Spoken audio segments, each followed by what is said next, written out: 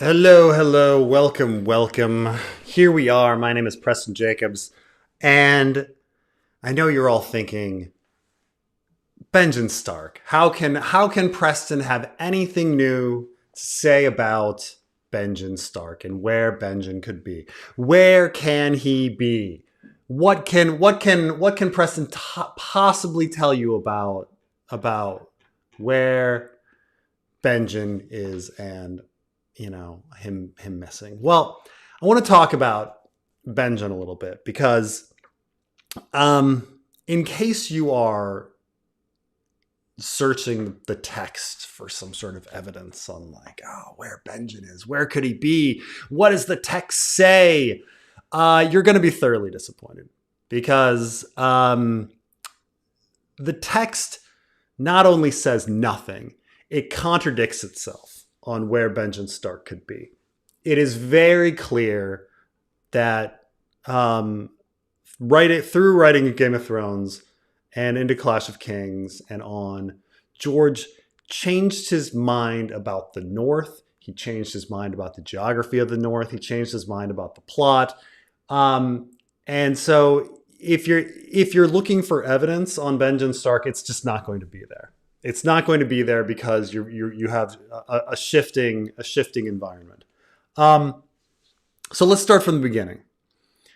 In the beginning, we know from George's outline that he published. So George wrote 13 chapters, went and did doorways, wrote an outline of where he thought the story was going. This is where we get the story will be in three parts: War of the Five Kings, invasion of Dany, invasion of the others.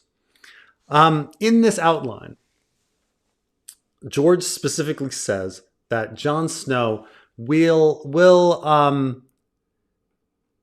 become Lord Commander of the Night's Watch after his uncle.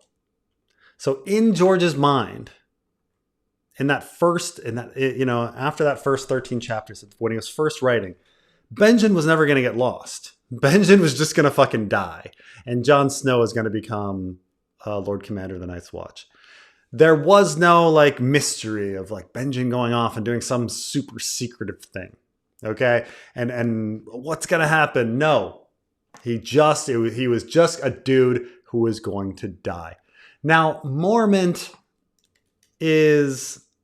Mormont is mentioned fairly early. They call him,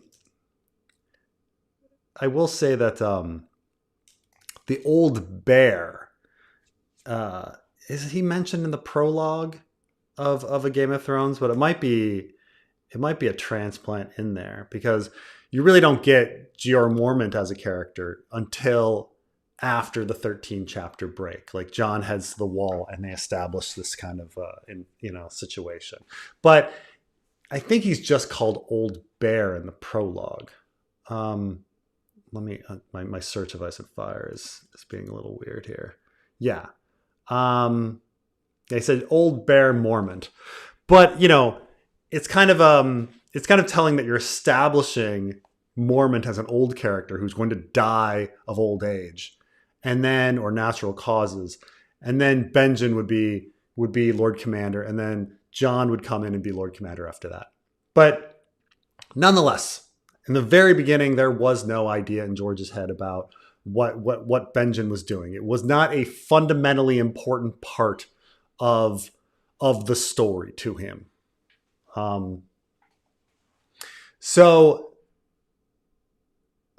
But things change. And so after the third, Jon 3 comes along, and in Jon 3, it mentions that Benjen has gone north of the wall into the haunted forest. And then George kind of has this hiccup for a little bit in a Game of Thrones, writes slowly, but eventually comes back in Jon 4, and Benjen is missing. So, but this is kind of important about this, okay? Haunted forest, and it says Benjen goes missing in the Stony Highlands. That he had a mission to go into the haunted forest, and then his trail goes. He was marking trees, and and he kind of disappears around the Stony Highlands. Stony Highlands, by the way, never fucking mentioned again. We have no idea what the fucking Stony Highlands is. I guess today, like, we just assume, like, moving into the Frostfangs is the Stony Highlands. But this is interesting because I want to take a look at the map of A Game of Thrones. Okay? This is our north of the wall situation here. Now, many people have forgotten what this map looks like because, you know, Game of Thrones map is not as detailed as later maps. And so you seldom look at the map from A Game of Thrones. But if you're looking at it, you see the haunted forest is fucking huge. It's the whole thing. It's the whole north of the wall seems to be haunted forest except for Frozen Shore. And this small little group of mountains here. So he says Stony Highlands to the northwest. So you assume somewhere in this kind of area, because he also says that like Castle Black and Shadow Tower people are searching for him. So if you're reading A Game of Thrones, you're like, well, I guess Benjen is missing somewhere in this little cluster of mountains. Now, Frostfangs as a concept does not come into the story until A Clash of Kings. And this is quite hilarious. Okay, I'm going to leave this little map here of A Game of Thrones. And this is what's absolutely hilarious. Okay. All right. And let's put these side by side. And you'll notice something wonderfully funny here. Okay. Now, out of fucking nowhere, George R. Martin has transformed a whole bunch of fucking forest into more mountains. And now we have Frostfangs. This is where the Frostfangs are. And we hear about Mance Raider, like, gathering people in the Frostfangs. This area that didn't fucking exist in A Game of Thrones, right? Never mentioned Frostfangs, not on the fucking map. We had Stony Highlands, but now we've got these fucking Frostfangs. And the Haunted Forest is still pretty big. But now let's go a little further in our story, and let's get to because, you know, once we get to ideas about like the Fist of the First Men and the geography of the North and stuff like this gets fleshed out in A Storm of Swords. And here's our north of the wall map. All right. So now the Haunted Forest has been thinned out and has been clearly pushed east. Now, the Frostfangs and all these highlands and everything have been pushed east. So now when you hear something like, oh, Benjen was leading a ranging into the Haunted Forest, it doesn't really fucking make sense, right? The Haunted Forest you kind of think is this big forest thing to the east, and these would be like mountains and hills to the west. And so now, like, the story of what he did, like leading somebody into the Haunted Forest, like, just doesn't seem to fit. But nonetheless, you could probably argue, okay, well, but close to the wall, that's all Haunted Forest, and then it just kind of goes east, and you're like, okay, fine. And now we have this whole new geography on everything. Fist of the First Man, and this is where we get Jon finding dragon glass things and stuff like that. But nonetheless, completely different geography from A Game of Thrones to A Storm of Swords. Now, just because George changed his mind doesn't necessarily mean he doesn't have an idea. But the problem here is it's very clear when he established the story, Benjen didn't have a role. And then when he had Benjen go missing, he had a different idea about the entire north of the wall, like everything, the geography, the people, where the others were. And so when people start making comments on like, what is the heart of winter and what is the land of always winter and the others and this geography and stuff like that, that was clearly not established when George decided to just make Benjen missing, right? And so it's pretty clear that this is something like George mystery boxed Benjen. It's very clear that when he created the mystery box of what happened to Benjen Stark, he had no idea what was inside himself. He J.J. Abrams did.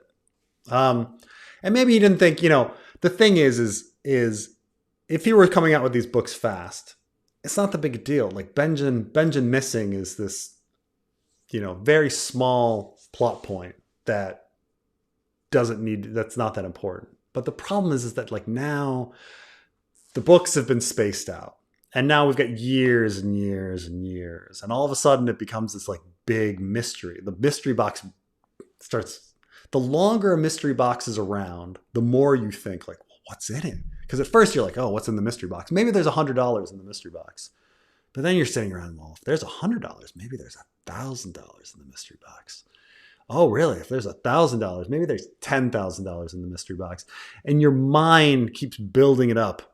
Oh, it gets bigger and bigger and bigger. So now we're at this situation where it's been so many years, 15 years since Dance, and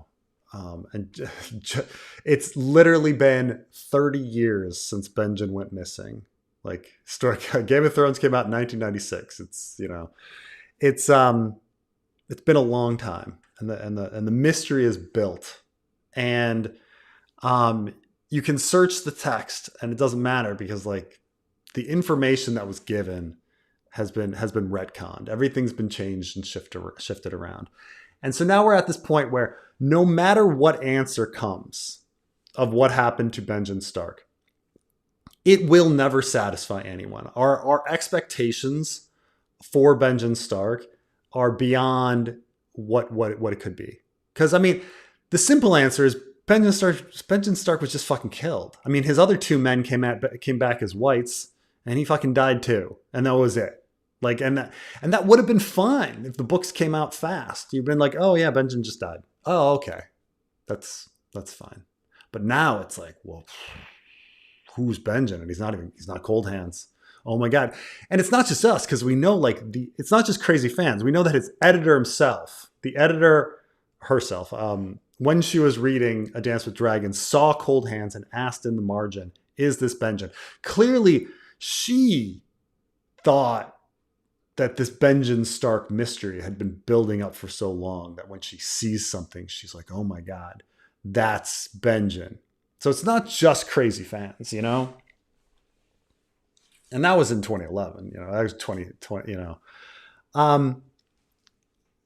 But people, that's the thing. There's a lot of videos on Benjen Stark. There's a lot of people ask me, like, where is Benjen? And the thing is like, he can, wherever he is, and it'll never satisfy you. You will never be satisfied with the answer. Like, imagine he's been turned into an undead magic monster, like in the show. Would you be happy with that response? Like, or would you think that was a bit silly? Let's say he's just dead. Wouldn't that be underwhelming? Say he shows up and he's Dario. Isn't that a little too crazy and out from left field? Like, no matter what answer you give for what happened to Benjen Stark, you will be disappointed. It will be, because you've thought about it, you've built the mystery up, and now it's beyond your idea of what Benjen Stark could be is now beyond anything that could satisfy you. You've now thinking, oh my God, in the mystery box is $1 billion. And no, it's impossible that there's $1 billion in the mystery box. But like, we've all built it up in our heads. So that's my answer on Benjen. I mean, I hope that again, and this is disappointing for you. Like, oh my gosh, I wanted Preston to tell me where Benjen Stark is. And what I'm telling you is it's a mystery that will disappoint you no matter what it is. I mean, if anybody could give an answer that where someone's like, that's a really cool, appropriate level response that's surprising and would add something to the plot. The problem is, with Benjen as well, is we don't have any POV except for Bran that can possibly even find where Benjen would be. And what would he see? You know, like how would it be? How would it? You know, like he's flying around as a crow, and then he sees Benjen and he observes something. He's a tree somewhere, and he sees Benjen approach and do something. Um, and then what? Benjen dies. You know, like or Benjen shows up at the wall, shows up south of the wall. And you'd just be like, well, this is fucking random. After all this time, he just fucking shows up. Like there's nothing that can possibly satisfy anyone. And so that's what I'm saying. Like even the question, where is Benjen Stark? Like you will be disappointed. You will be disappointed. You can't not be disappointed because it's very clear in the text that George had no idea. He had no idea where Benjen was. Maybe he does now, but he mystery boxed it, and that mystery box has gotten out of control. So, yeah, I mean, you're right. You could prologue Benjen, but what could happen to Benjen? That like, you know, I've considered like different things that where you're like, okay, I suppose finding out that time traveling Bran like purposely did something to kill Benjen, like that's pretty dark. But because he needed like the timeline to go a certain way, like that might work. You know, but him showing up as a magical monster, is just going to seem silly, and him just showing up at the wall or south of the wall as a human being with all sorts of information is going to seem shoehorned and random. So I don't know. You know, like I said, I think like just him being dead and it being Bran's fault, some dark result or something is about the best he can do with where Benjen is. But even that, little underwhelming. You're like, oh, Benjen was dead the whole time? Oh, it was a mystery. Oh. Yeah. I mean, either that or he just gets like a cameo in the last fucking chapter of the book. Like, kind of like Dying of the Light. There's this character in Dying of the Light where everybody's wondering where he is the entire book. And at the end, he's just like there and he like draws a circle. He draws this like battle square. And they're like, oh yeah, it's you. Okay. And he doesn't say very much. And he's just kind of at the end, you know, but you got to do that with Howland Reed too. So, all right, let's get into things.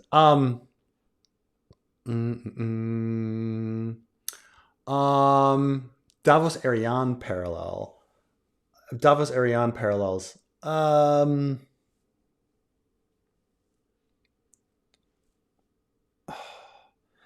I don't know. I mean, they're two very different characters. Like Ariane is someone who thinks she's a pretty good schemer and then realizes she's not, and then has to re-examine like who she is, and who feels incredibly insecure about her brother.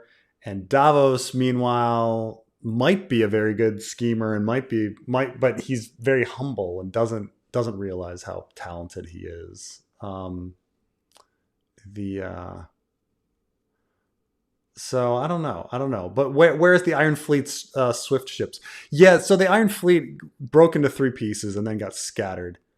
And so all those ships are around, and they're around kind of everywhere. And I think it's just so that like George can have them be where he wants them to be. I mean, the thing is the Volantene fleet is probably also scattered. And so it's advantageous to Victarion because he's got a fairly cohesive fleet now, and every time they find tiny little pieces, they can absorb them, pick them up. So the scattering of his own fleet and the scattering of the Volantene fleet, it's advantageous, like just to him. He's just going to keep picking up ships, and he's going to become more and more powerful. But yeah, I mean they're just scattered because George just wants them to show up wherever he wants. You know, like the Ironborn can literally show up anywhere on the lower part of Essos. They can show up in Lys and Volantis and the Mantaris, in the Summer Isles and Basilisk Isles. They can be fucking anywhere. So they're all over, and anybody heading that way, whether it be Quentin or whether it be Danny or it be Tyrion or anybody, they can be picked up. I mean, Marwyn and Gilly, like they could be picked up. Anybody in there, because they're it just makes it so the Ironborn can be wherever they want it, wherever he wants them to be. And like the Iron, and he can adjust the level of Victarion's power. He can have Victarion find none of them, and then he'll have a rather small fleet. He can have him find all of them and pick up Volantines, and he's got a huge fleet. It's whatever George wants. He's just leaving it open, But yeah, this is they come in handy in the Volantis plot, since there are a few ships left against the dexterous seafaring Faustian Ironborn, and they could fuck up Lice. Will be salvaged off of Jorah's schoolgirls. Yeah, they can be anywhere in the story, and it'll be fun. It'll be fun to pop them in, especially in like the fanfic and things like that.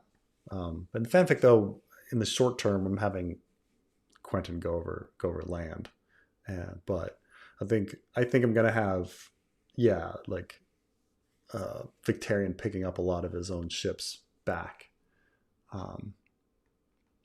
Benjen is dead. Probably, I think he was probably supposed to be dead, and then he just things kept building, and now you're like, fuck, what do I do with it now?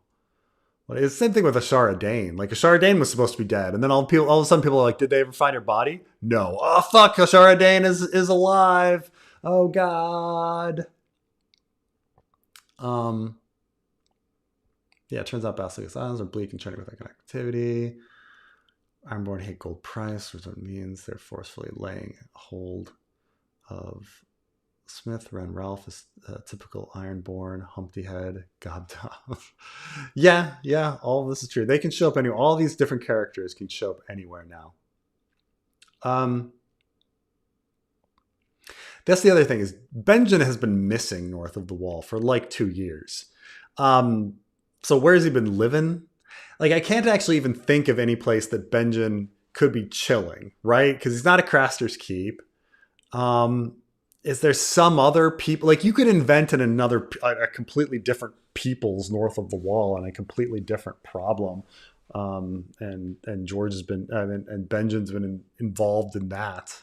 And that would be kind of random. But he's certainly not like at Hardhome. He shouldn't be at Hardhome. That's the other side of the map. No one's up in the Frostfangs anymore. Stony Highlands. What about Benjen going north, sees the heart of winter, goes south past the Five Forts, and ends up in Karth, runs into Danny, back in the story, but no Jon stuff. I mean, that would be something, right? So there's a lot of discussion about what is the heart of winter. I think, a kind of more traditional fantasy idea is that the heart of winter is a heart tree, and it's like the original heart tree that transformed the others into the others and all that kind of stuff. I kind of think that the heart of winter is like Bran himself, that it's time traveling Bran, and that he's the whole problem the whole time. So this idea of like going past the curtain at the end of the world, and Bran being like, oh, now you must know, now you understand why you must live, and things like that. It's got to be something like that. Maybe the fundamental thing that causes the seasons to be out of whack, or the time travel of Bran or something.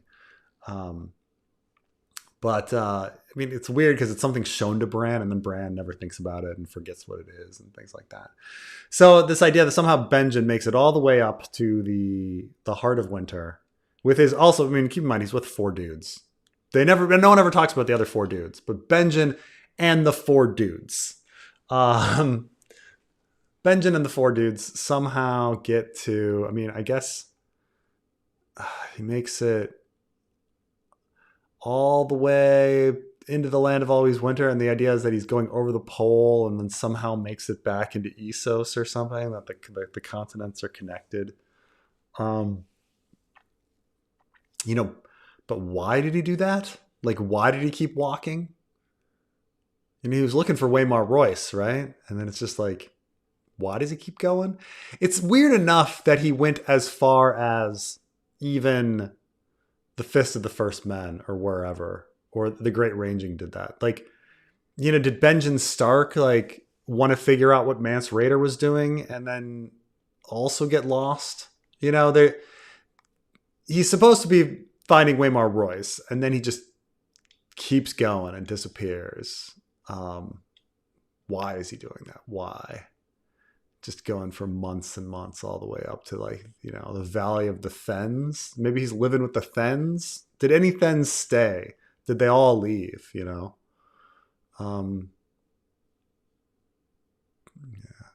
It's I mean, having Benjen show up and what's going on here?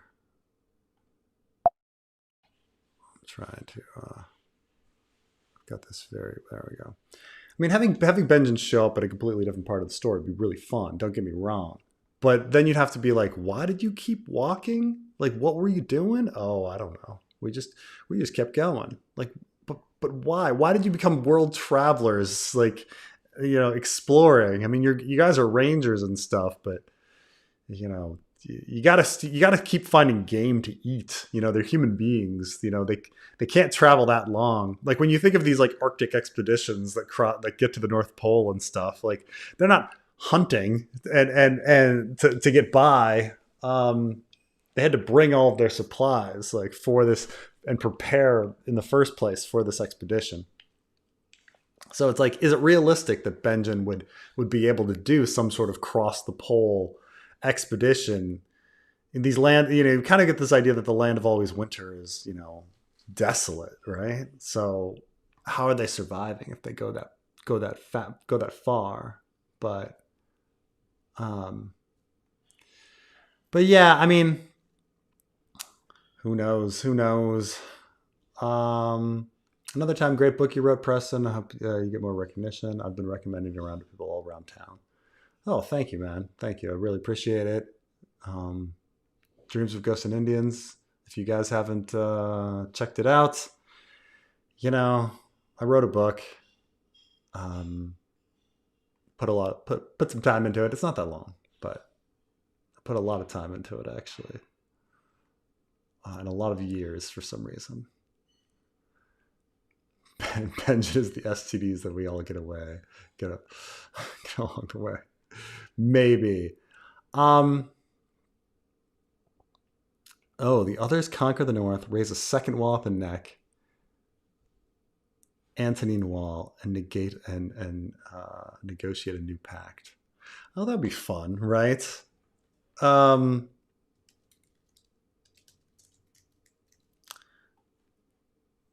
This is this idea that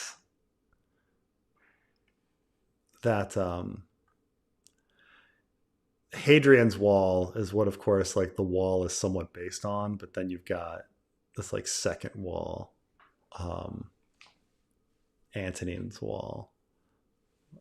So there'd be like a second wall. It's kind of, that would be very funny. Oh my God. But that makes me think, though, bringing back to the Benjen plot, right? Imagine, I mean, this shows the land like widening out, but imagine, he just keeps going. And I know you could say the 5 forts, but maybe he just finds another wall, like a whole nother wall. And he's like, oh my God, like, what? A second wall? I mean, the 5 forts is kind of that second wall, but it'd be kind of funny that there'd be like a second wall on the other side. Like, you'd be really shocked by that. Like, what? A second wall? That would be kind of funny. Stone Snake. Yeah. And Stone Snake too. Like, where's Stone Snake?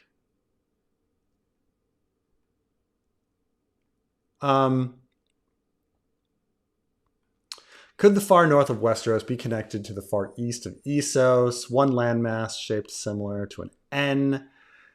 Ghost grass equals snow. To go west, you must go east. Mance has a shy silk, similar to legend hero, etc. I think people have asked George this, and he says, maybe. It's certainly something the fans kind of like think about quite a bit, and there's some weird stuff here though. I want to show you something. If you go back to not this map, the north of the wall, no, not the north of the wall one, not the is it the dance map?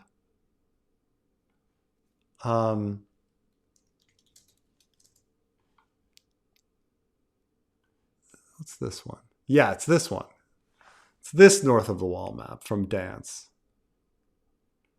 God.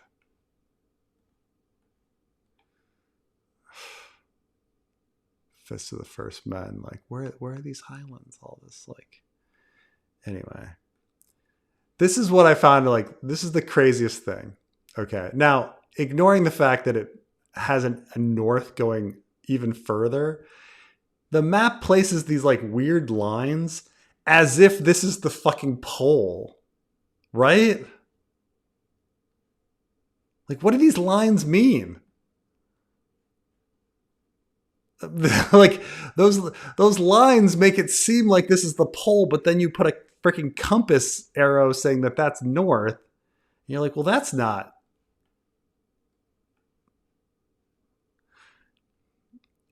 So is it? Are you crossing? But then the forest goes pretty far.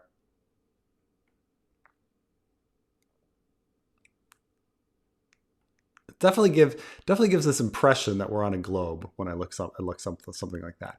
By the way, it's also like the warping of the maps is freaking crazy too. When you start thinking about that, this was our original fucking map, right? Original map, boom, into the ocean. Now we've got this. No, we don't go into the ocean anymore. There's just fucking all this landmass now that goes on and on. And I know people be like, well, it's about the projection of the map. No, that doesn't fucking work. Like, look at Storald's Point. It's very clear that Storald's Point is shooting off away from the land, and now the land is here. He's just changing maps around. He had fucking no idea.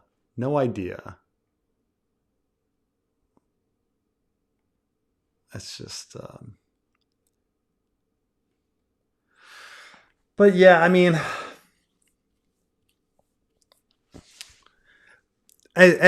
people ask this a lot. Like, is the world round? Can people cross over? Are these land masses connected? But then the question is like, to what function? Like, what function comes out of that? Like, say Dany does go east around the world and comes out like in the north. Like, is that needed? Like, couldn't she have just fucking flown like the other way? Like story wise, like why? Like, is it necessary that she goes around the world? I understand that the Quaithe thing, to go north, you must go south and all that. But going east, like past the Shy and everything, like, and going around the world and ending up like, it seems like it's a longer way. And yes, like to fans would be like, oh, that's a little neat, but it's not necessary in any way. She can just fucking go the normal way, Volantis, and land on Dragonstone and all of that shit, right? Like, she could just do that. And say, Benjen going across in the pole and doing this incredible fucking feat, of crossing the land of always winter to show up in where the Jade Sea. It would take him so fucking long to get anywhere. Oh my god! Now I've got to bring up the fucking map of Essos.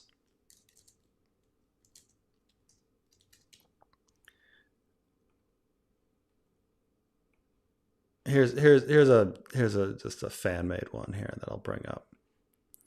But like,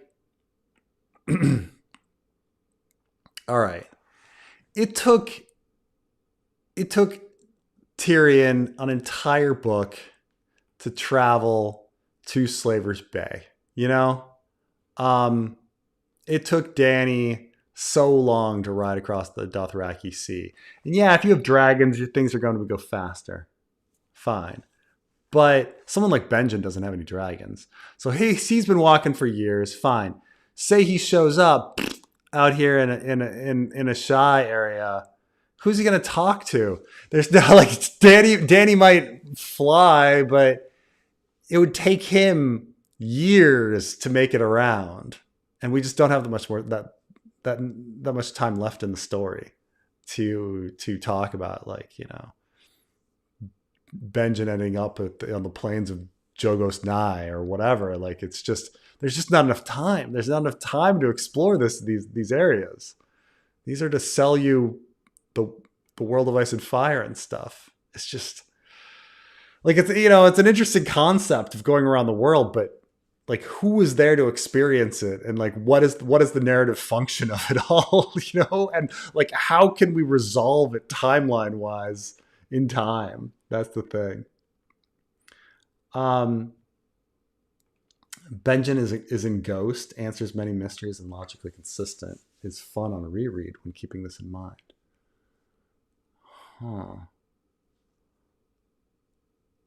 Like he dies and he has a second life in Ghost. But wouldn't John like sense Benjen in there? I mean, it'd be funny, but like he would sense him, right? Because like Varamir Sixskins was like wresting animals from people as if there was like only one person could like own the wolf at one time and stuff like that. I mean, logically speaking, with his like blended consciousness, it shouldn't be that way. Like, multiple people should be able to control an animal at once, right? If you're just all blending your consciousness together, that Benjen has entered Ghost and is now has a blended consciousness with John. That would explain why John is so good at oral sex, that he has like more experience, you know, and things like that. Like, and how John can become so good at everything, even though he's like a little kid.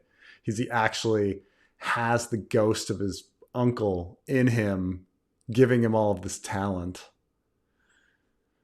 Huh. Okay. I'm going to admit that this would explain a lot. That like the maturity of John is explained by the fact that it's actually Benjen's consciousness blending with both him, but like in Ghost and blending with John. Oh yeah, a little bit though. It gets a little creepy when you're thinking that like Benjen is sleeping with Ygritte, like a 16-year-old girl. Things like this, you know, things like that. That's a little. You know, or she's a teenager. I'm not sure if she's 16. She might be 17 or something. She might be a year older than John or something. But nonetheless, creepy Benjen sitting there. Yeah.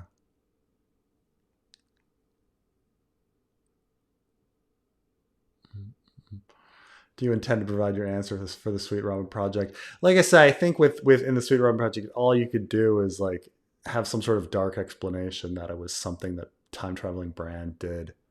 Him just showing up places is just just too much.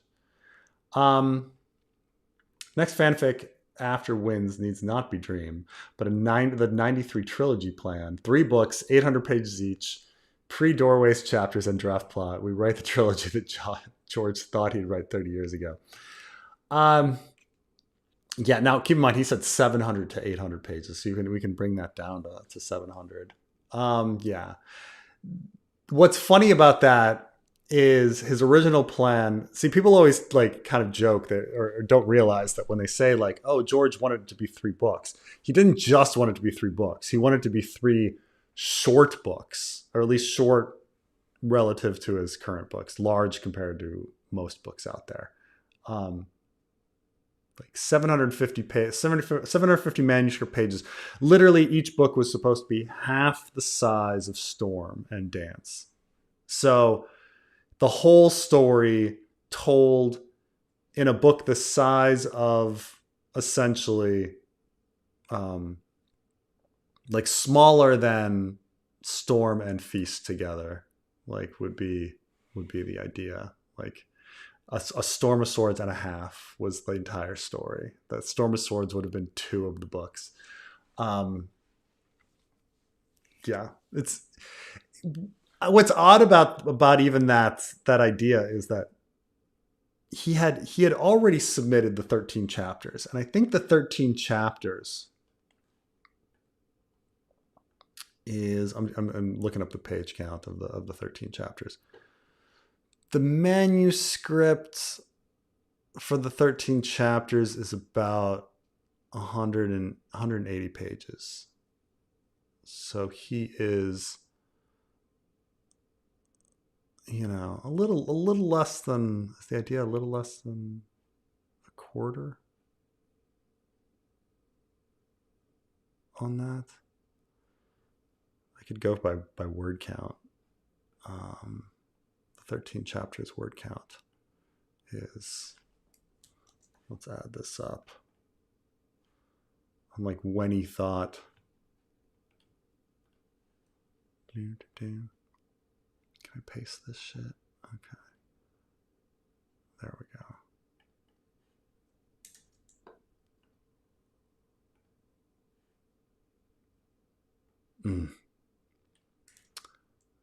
Trying to get these like cell. There we go. Like I'm trying to add stuff up cell wise in this in case you're wondering what the hell I'm doing.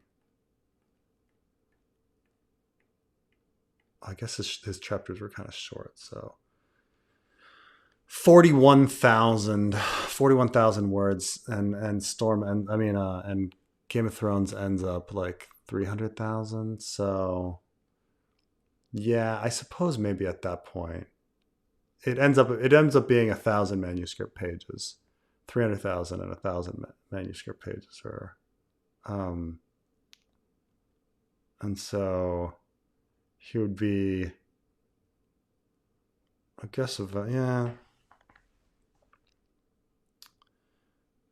I was just saying that, like, even at that point, to like think that you're only a quarter of the, like, that where you are in the story is a quarter was I guess it's not that unreasonable that he thought like this was a quarter of the book with the 13 chapters, that he thought he could all of a sudden like fast forward stuff and get into the war of the Five Kings all done in that time.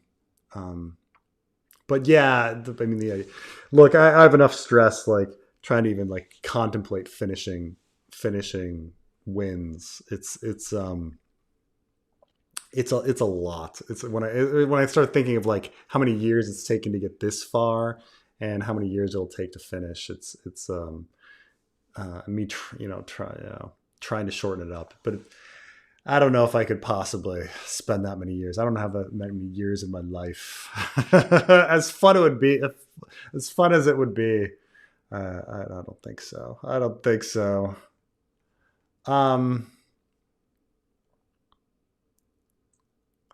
It's almost like the map grew in the telling. It did. The map it's just funny. It's funny how much has changed, like from, and this is the Clash, just like adding in Frostfang. It's just so funny that he's just going to add an entire mountain chain right there and then get to the point where it's just, when it's not here, and then just get to the point where it's just filling up stuff.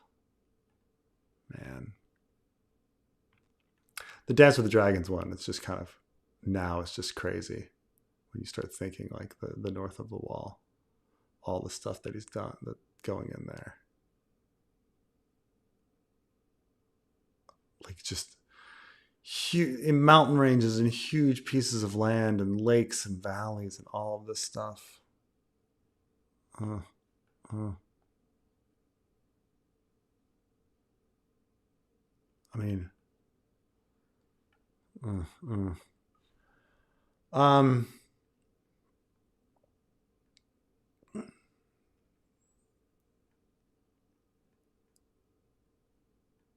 let's see here. No way he's been surviving Survivor Man style for years, then returns to save John like he did in the show. No, I mean that's the thing is this is why like the show seems so silly. Like out of nowhere, like Benjen just shows up to rescue Bran in the nick of time, and then rescues John in the nick of time, only to just be killed. You know, it's just so odd. And then again, like what happened to those other dudes? You know, like um, it seemed really silly. It seemed really silly in the show. So. Um, and you know, but they were trying to combine it with the Cold Hands character and stuff like that. Cold Hands is Benjen. The comment was just a misdirect because it was too obvious. Um, the thing is I think Cold Hands he's rather large and his cloak is old, and it's specifically said that his cloak is old. So I think that it shouldn't be Benjen. There's nothing that really there's nothing that really points to it. The only thing that points to Cold Hands being Benjen is we have a mysterious character and we have another mysterious character missing, and that's about it. When you actually examine, like, is he in the right place? No, like because Benjen disappeared near these like stony highlands, you know, and is he the right size? Is he the right look? Like, are his clothes the same? All of this is no. The only thing that points to it is we have a mysterious character and another mysterious character missing. So I guess they would be the same. You know, that's it. That's kind of it. Might Benjen have been taken by the others? They attacked his group and could once start blood. Only men with the right blood can become others.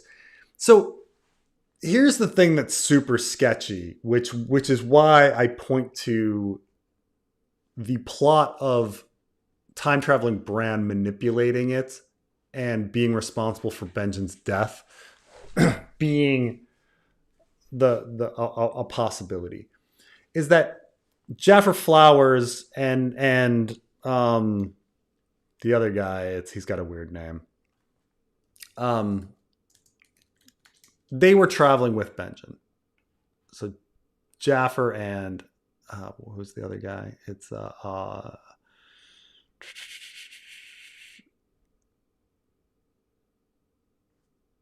Othor. Othor and Jaffer Flowers. So Jaffer Flowers and Othor arrive, and their bodies just come back mysteriously. And you could say, okay, well, this is the others trying to kill the head of the Night's Watch. It's like, why would they fucking care about murdering the head of the Night's Watch? Like, the thing that Othor and Jafar Flowers do is they make John the hero. You know, John is in his cell and he's so perfectly all of a sudden loses time, and then his wolf leads him upstairs, and then then his wolf tears apart Othor and Jaffer Flowers, and John becomes a hero. And he then he gets the sword and he becomes the steward, and it's so it so facilitates John becoming Lord Commander that it almost seems like intentional, you know, that was the function of having the others show up, is to make John Lord Commander. Well, what does John being Lord Commander do? Well, he lets the wildlings through the wall. Chaos happens at the wall. Things like that. It seems to progress a different, like it seems to progress the plot in a direction, but it's not anything that would help the others, you know? It's not like the others are sitting there going, how are we going to bring down the wall? Let's put two bodies there, and then they'll be taken inside. And well, why would the others ever think that? But you know, and then they'll kill the Lord Commander. Well, they just elect a new Lord Commander. Like what does killing Jira Mormont do? Like, what does it do for anybody? What it does is facilitate Jon Snow puts him on a path to become Lord Commander. So it seems like it's Bran's doing, or the Children of the Forest doing, or something. You know, it's some other, or Bloodraven's doing. It doesn't seem like the others doing.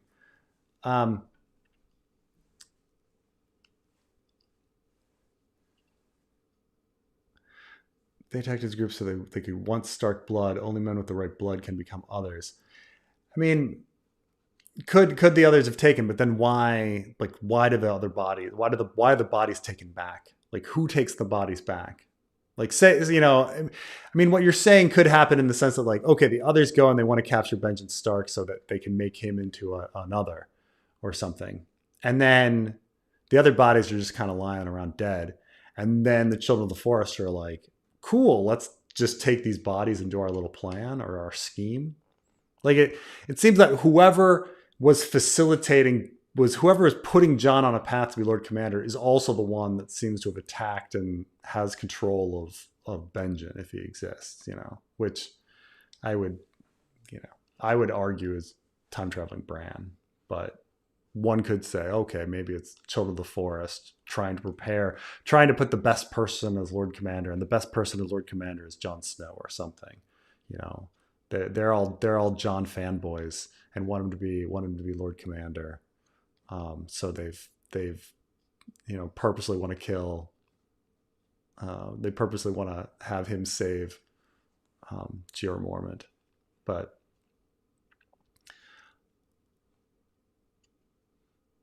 Jon's mutiny is a retcon and by itself. I mean, it's true. I mean, originally the idea is that Jon rises to Lord Commander and becomes this great ranger, and the real conflict is between him and Tyrion and their sexual tension towards Arya.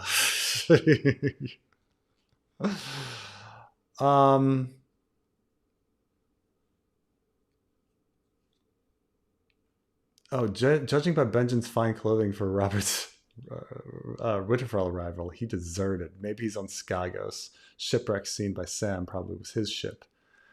I think they might. Don't they? Do they make the shipwreck? I mean, the shipwreck could be Alito and Old Mother's son. It's like the one seen by Sam. The only interesting thing is that, like, Sam was written many, many years before Davos, so like he would have had to be thinking about that shipwreck long before he like considered the Davos story. I can't remember when he actually, no, he wrote the Davos chapters. Did he write the Davos chapters back in A Feast for Crow's time? Yeah, he did. He actually completed the Davos story in A Feast for Crow's time way back, and then didn't do anything with them. So yeah, I guess it's not that weird that the shipwreck is there. So it's probably just Aledo and Old Mother's son, Salador Sans ships.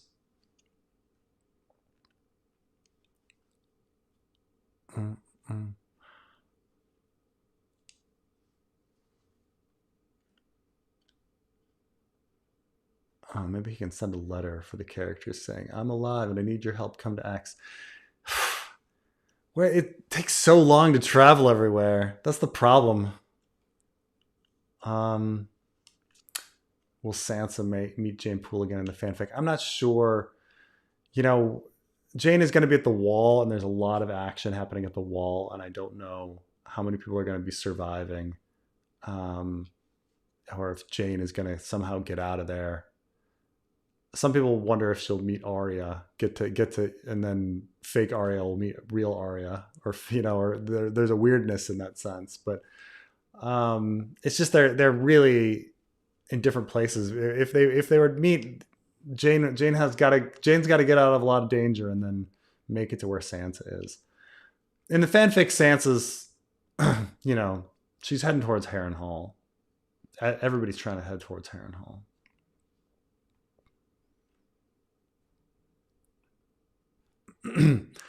Cersei's plan to kill Robert was not stupid. She had him poisoned, and Lancel was to take the fall. She needed him dead fast, and she was not going to take any chances. The board just canceled it.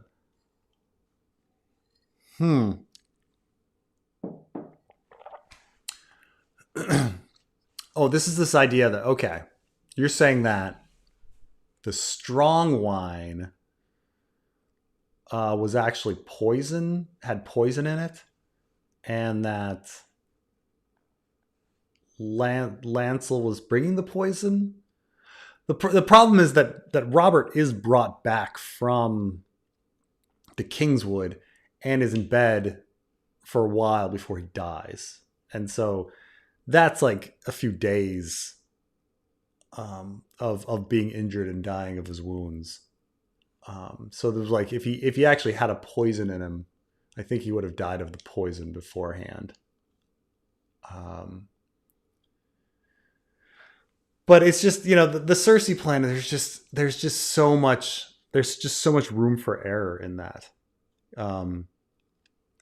Cause like, it's like anything else. It's not like, if somebody gets drunk at a bar and jumps in their car and drives home.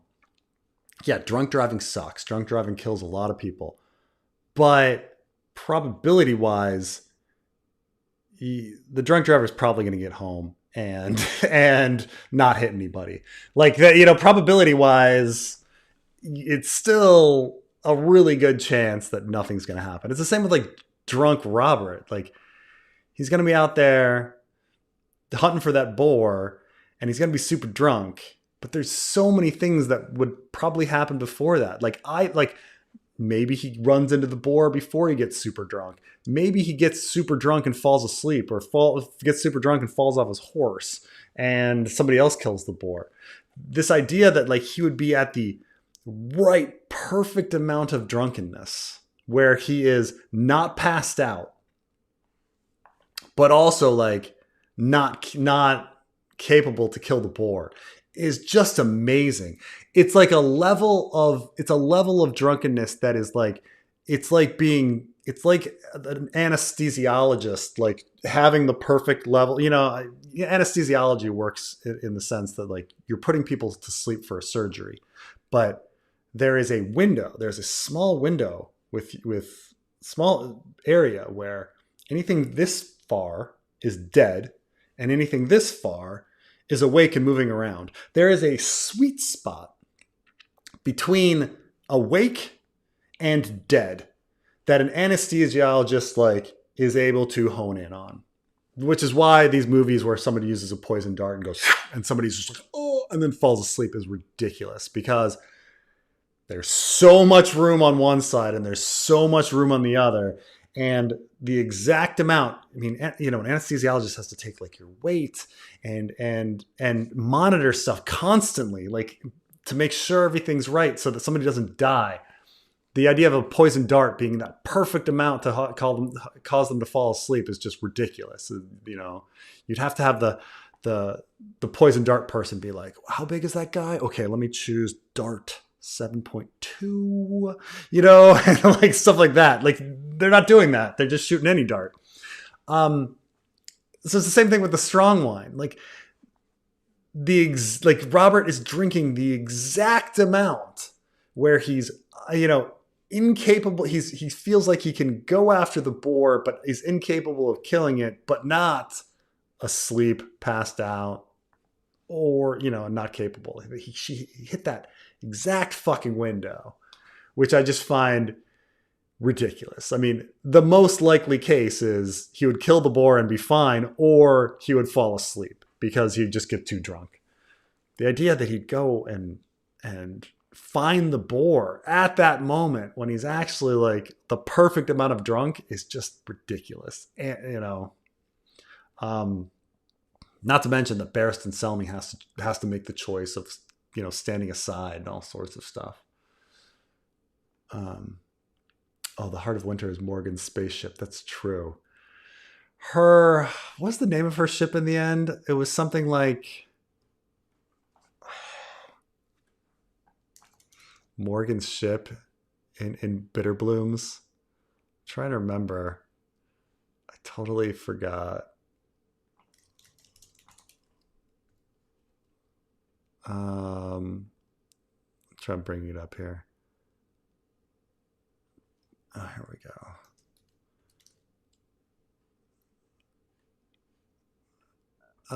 Her ship was just called Morgan Le Fay. Yeah. Her ship was Morgan Le Fay. Registry Avalon 4763319. When at last she slept, she dreamt of Avalon. Good story, Bitter Blooms. Good story. Good story.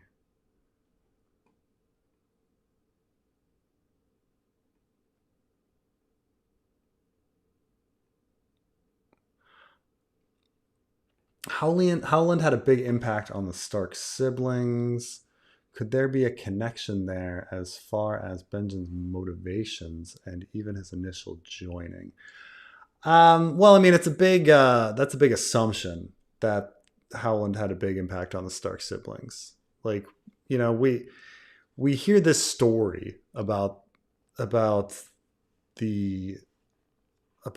tourney, and you kind of hear abstractly that like Howland and Ned were really good friends, but did the Stark siblings really give a shit about him?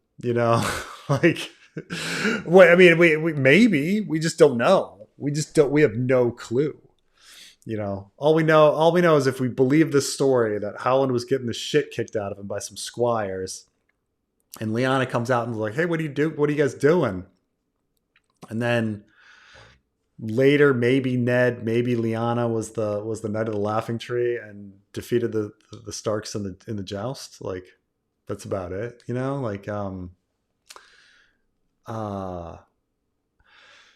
But yeah, the question of like Benjen's motivations for joining, I think the motivation for joining is just that Benjen was not the heir to Winterfell, and he didn't feel like he had any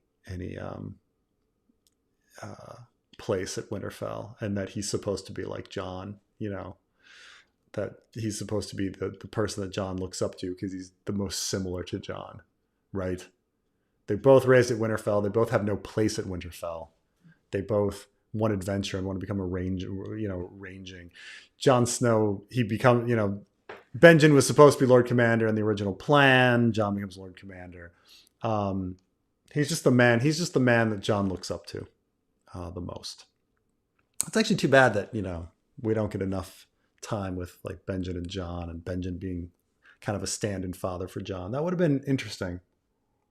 But everybody's like looking for this like reasons for people joining the Watch and the shame and stuff like that. Did George Mormont say that he joined as a shame thing? I'm trying to think here.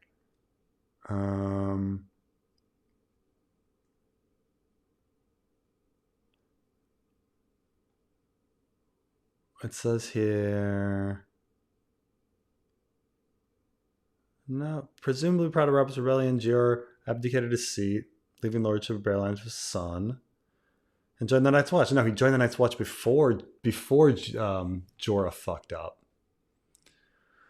So I mean, it's interesting in that like no one sits there and says, "Oh, why did Gior join the Night's Watch? What was his motivation? Was there some sort of strange shame or anything?" He just did it, and he was fucking Lord. He was the fucking Lord of Bear Isle. I mean, that's pretty impressive. The thing is Benjen's choice makes more sense than Gior's. like he joins the Night's Watch because he's not inheriting shit, you know. So he's got to find a place. He's a younger sibling. Um, so I mean, none of it makes sense once we consider like the dream for spring and giving the gift to wildlings and shit like that. Like that doesn't make any sense. Like once we establish that, no, Benjen's joining doesn't. But it's strange that there's so much focus on like why did Benjen join the Night's Watch? Maybe there was some incest. Maybe there was shame. Like there's some sort of dark secret that Benjen was having. And it's like, well, or he just fucking joined the watch because he was down the list, just like Waymar Royce and all that, you know. I think that's probably it, that there was no real motivation for it. I mean, we have no hint of anything. We have no hint of, there's no like, there's no text or there's no dialogue of Benjen saying anything suspicious at any point. There's like literally nothing about Benjen having any sort of dark past or any sort of, reason or anything like that. He just did it. He just did it. You know, he had more reason than Gior Mormont. So,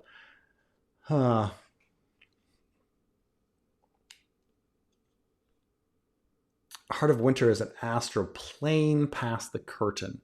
Like it does seem to be something more ethereal than anything, right? Like if we bring up let me see the exact text.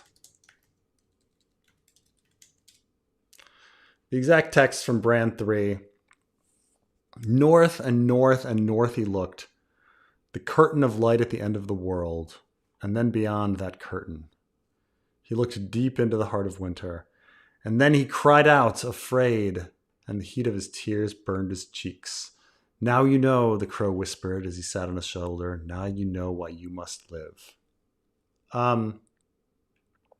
So this, keep in mind what this is beyond. So he saw the wall shining like blue crystal, his bastard brother sleeping alone in a cold bed, his skin growing pale and hard as the memory of warmth fled from him. John has many points in his story where he's cold. But that, relates to the crypts and the kings and Winterfell. And he looked past the wall, past endless forests cloaked in stone, past frozen shore, and the great blue white rivers of ice, and the dead plains where nothing grew or lived. North and north and north he looked, the curtain of light at the end of the world, and then beyond that curtain, he looked deep into the heart of winter. And when he cried out, afraid, and the heat of his tears burned on his cheeks. I mean, I understand that we're hearing like heart and you think heart tree, but like to say he looked deep into the heart of winter, like if you change that to he looked deep into the tree, it doesn't really fit so well as like you're flying. I'm not talking about like, oh, you're looking like him in the werewood and being like he looked deep into the tree. Well, that's more internal, right? That makes sense, but that's not the situation we're in, right? He's flying above the world, and then he's looking deep into the heart of winter. That's weird because he's up here and the tree is down there to look deep into the heart of winter. That makes me think it's not a tree. That I do think it's more like this big curtain, and he's going deep into this heart, this big curtain of light is the impression you get, and now he needs to understand. So which makes me think it's like some greater thing, like time, or his own soul, or something strange like that. Like the fundamental problem that's fucking up the whole story, which is time seems to fit more like, or something, yeah, like some sort of astral plane, like some sort of like fundamental essence of the universe than a thing like a tree. Um, Wait, where did these maps come from? From the books. From the books. Did Marwyn take Gilly to tell Dany about the White Walkers? Oh, so I mean, keep in mind that like the fanfic chose to go with the fact that Gilly remained on the ship. So just to clarify, like A Storm of Swords ends with, A Feast for Crows ends with Sam saying, "Oh, can Gilly stay on the ship for a while?" to the captain, and the captain's like, "Yeah, sure, okay." He goes in, he does his shit at the Citadel, and then Marwyn says, "Anyway, I'm gonna head off to Slaver's Bay right now. I think I'm gonna jump on the exact same ship that you took. Time is of the essence." And then he jumps on, and then presumably jumps on the ship and leaves. Now, whether or not he dumped Gilly and the babe at the dock, or whether he jumped on the ship and she was still there, is a mystery. I personally think it's just really fun to know that Gilly, having heard the last words of Jeor Mormont, could meet Jorah. That to me is so irresistibly cool that I want Gilly on the boat, which was why we did it in the fanfic, and which is the primary motivation of Sam pursuing the glass candle and having his glass candle adventures to try to find Gilly. So, but does Marwyn have a motivation to bring Gilly? Yeah, I mean, that could be one. He could see like, oh, I've got this wildling girl. He talks to her for a second. He realizes that she's from north of the wall and she knows about the others. That's something he could bring to Dany. That would be, I mean, that's he would have to jump on the boat, talk to Gilly, discover that the others are a thing. Because does Marwyn even know that the others exist? That's the thing. And realize that the dragons are needed to fight them. He would have to have the conversation with Gilly first. Like the way we wrote it in the fanfic is just that he hopped on the ship and he's just like, fuck it, gotta go. You're on the ship. But to sit there and have a conversation with her first and discover, but then again, he tells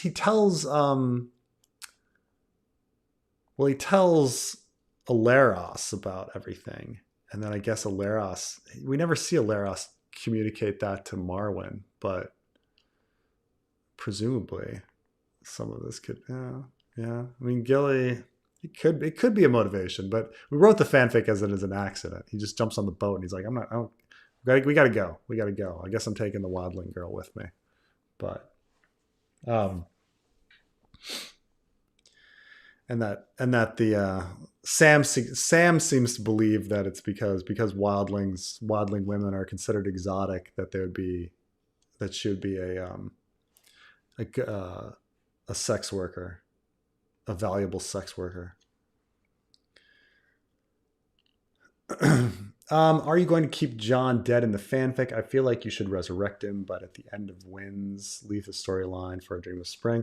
Yeah, I mean, right now the plan, I mean, it's not like we're doing anything crazy like burning the body, but right now the plan is to keep him dead for the book and have him be in Ghost.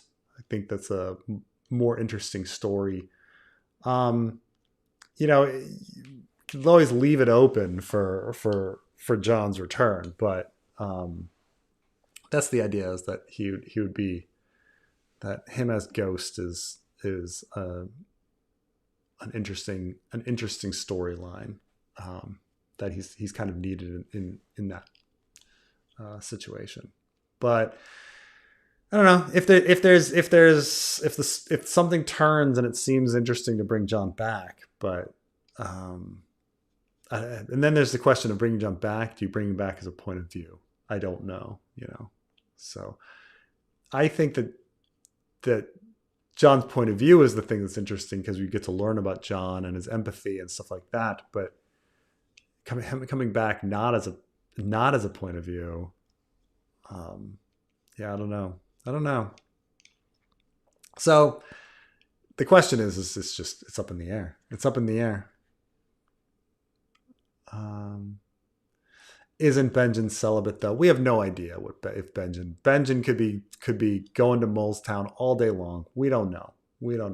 He could have waddling women on the side. We don't know. We don't know anything about Benjen. Nothing. Ego's 19. Okay. I guess, I mean, Benjen's younger than Ned, so what? Benjen, if 32 and 19, I suppose it's all fine. It's fine. It's fine.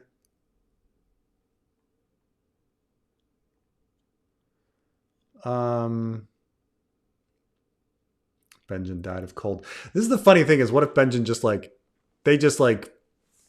their horses slipped on a ridge and they all died of natural causes. And then the others came across their dead bodies and were like, here's two. Or somebody else animated their bodies, but their deaths had nothing to do with anything. Ghost knows how to range for Corin, acts autonomously against John's will, and points out when other wolves don't. Knows what to do, licking Fat Boy's tears.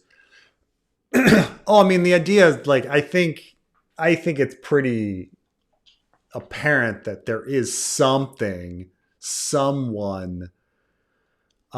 inside Ghost at various times controlling him. Time traveling Bran, Blood Raven, the Children of the Forest, who knows? But there's definitely points where the wolf is doing lots of crazy things where you're just it knows too much, right? Where is it coming from? How does it know this information? I think it goes without saying that Ghost just taking the situation of Ghost arriving back at the wall at the exact moment he needs to convince John to stay in the watch, of course, shows manipulation at some point, and then we have the crow and the kettle and all of this kind of stuff, right? So if we can accept that the crow is being skin changed and manipulated by somebody, obviously Ghost is too, because they're doing the same thing. They're leading John to be Lord Commander. And so once you start looking at all these things, you're well, whoever's controlling the crow and whoever's controlling Ghost would be the same ones controlling Othor and Jaffer Flowers, because it all works towards the same goal of making John Lord Commander. So whoever you think is controlling all of them, I would guess time traveling Bran, but one could make an argument for the children or for Bloodraven or whoever. But yeah, there's definitely somebody. There's definitely somebody influencing Ghost. I think that goes without saying.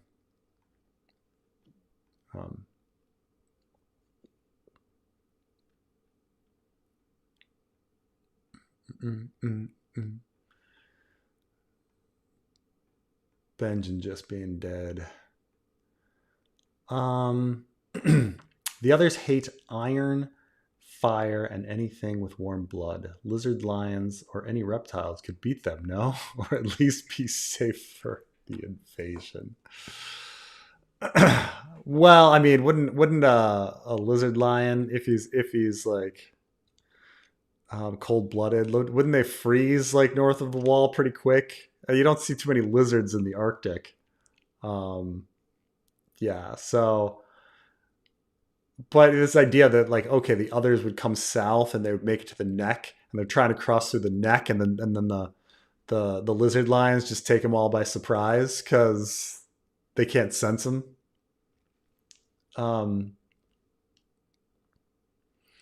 Depends if the others are cooling everything. I think the lizard lions would all die if they're creating cold as they go.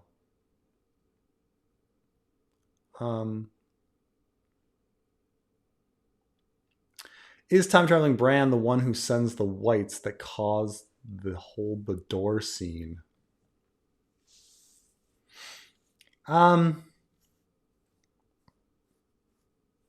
I don't think so. I think in that situation, it would be the others. Um, Trying to kill the children. It's a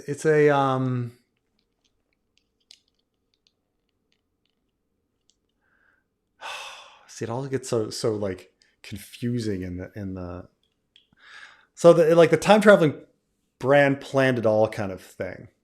It but is like most of the actions you can kind of say, well, if everything has to fall into place to get us to this point, time traveling brand must be the puppet master of everything.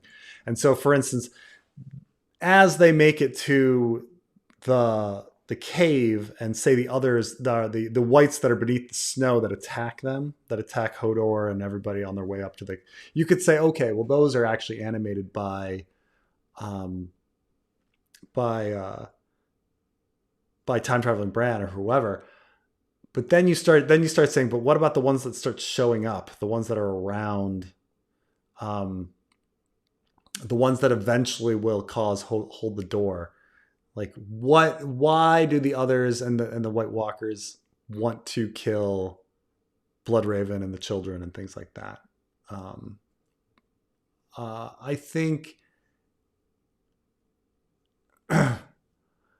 I think in the fanfic I have an answer to that because I there's some interesting characters are going to show up at Bran's cave. I don't want to spoil it yet, but like I'm going to have some characters show up at Bran's cave, and I think yeah, as them having the others be led there, um, and causing the hold the door scene because of that kind of makes sense, at least in the fanfic. You know, like it would have to do with like Craster's baby and things like that.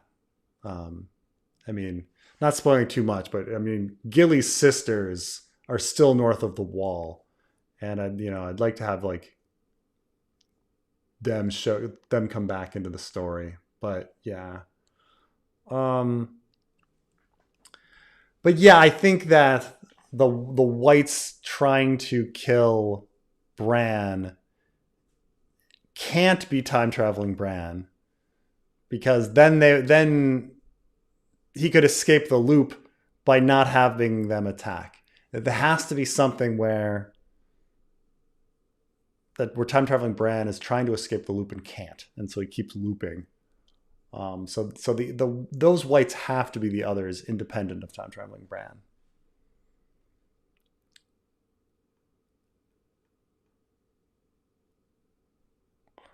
Making the teenager Lord Commander. Does Bran want the others to win? I mean, my explanation, at least in the fanfic, is that Bran is doing actions to get him out of that pit. He's trying to get an act. He's trying to get out of the hold the door situation, and he's doing whatever he can to get out of that pit, to get out of the sinkhole at the back door. Um, when Craster sees Jon, he says that he looks like a Stark instantly for no reason. He might guess Mormon Stewart is highborn, but I think that's a possible seed for some Stark White Walker deep lore. That's a good point. I mean, the big thing is like, I mean, I think the simple answer is that he looks like Benjen. He looks a lot like Benjen. But how much does an uncle and a nephew look like each other? Where someone's like, oh yeah, that's one of them. Um, like, I don't. I mean, granted, I don't have like very recognizable features where someone's like, that's a Jacobs. Like the Starks have horse faces, right? They're an ugly family with horse faces, right? So Jon has a horse face, and I guess Benjen has a horse face, and he just goes, there's a Stark, which is pretty bold. Like lots of people have horse faces in the story, right? Um, so it's a little weird. That's a little weird. You're right. To be like, that guy looks like a Stark. Like, come on. How many Starks have you met, dude? Like, you've met one. You've met one Craster. Okay. I know you haven't met anybody. Like, you haven't met Ned. You haven't met anybody else. Like, you're not that old. Like, what, you know? Did Rickard somehow like go north of the wall for some reason? Like, just you've met Benjen. That's the only person you've met. And like, how much does a nephew look like an uncle? Not that much. Like, it's really, really weird that they would have such a distinctive look. Because I'm trying to think of like anybody else. Like, okay, like,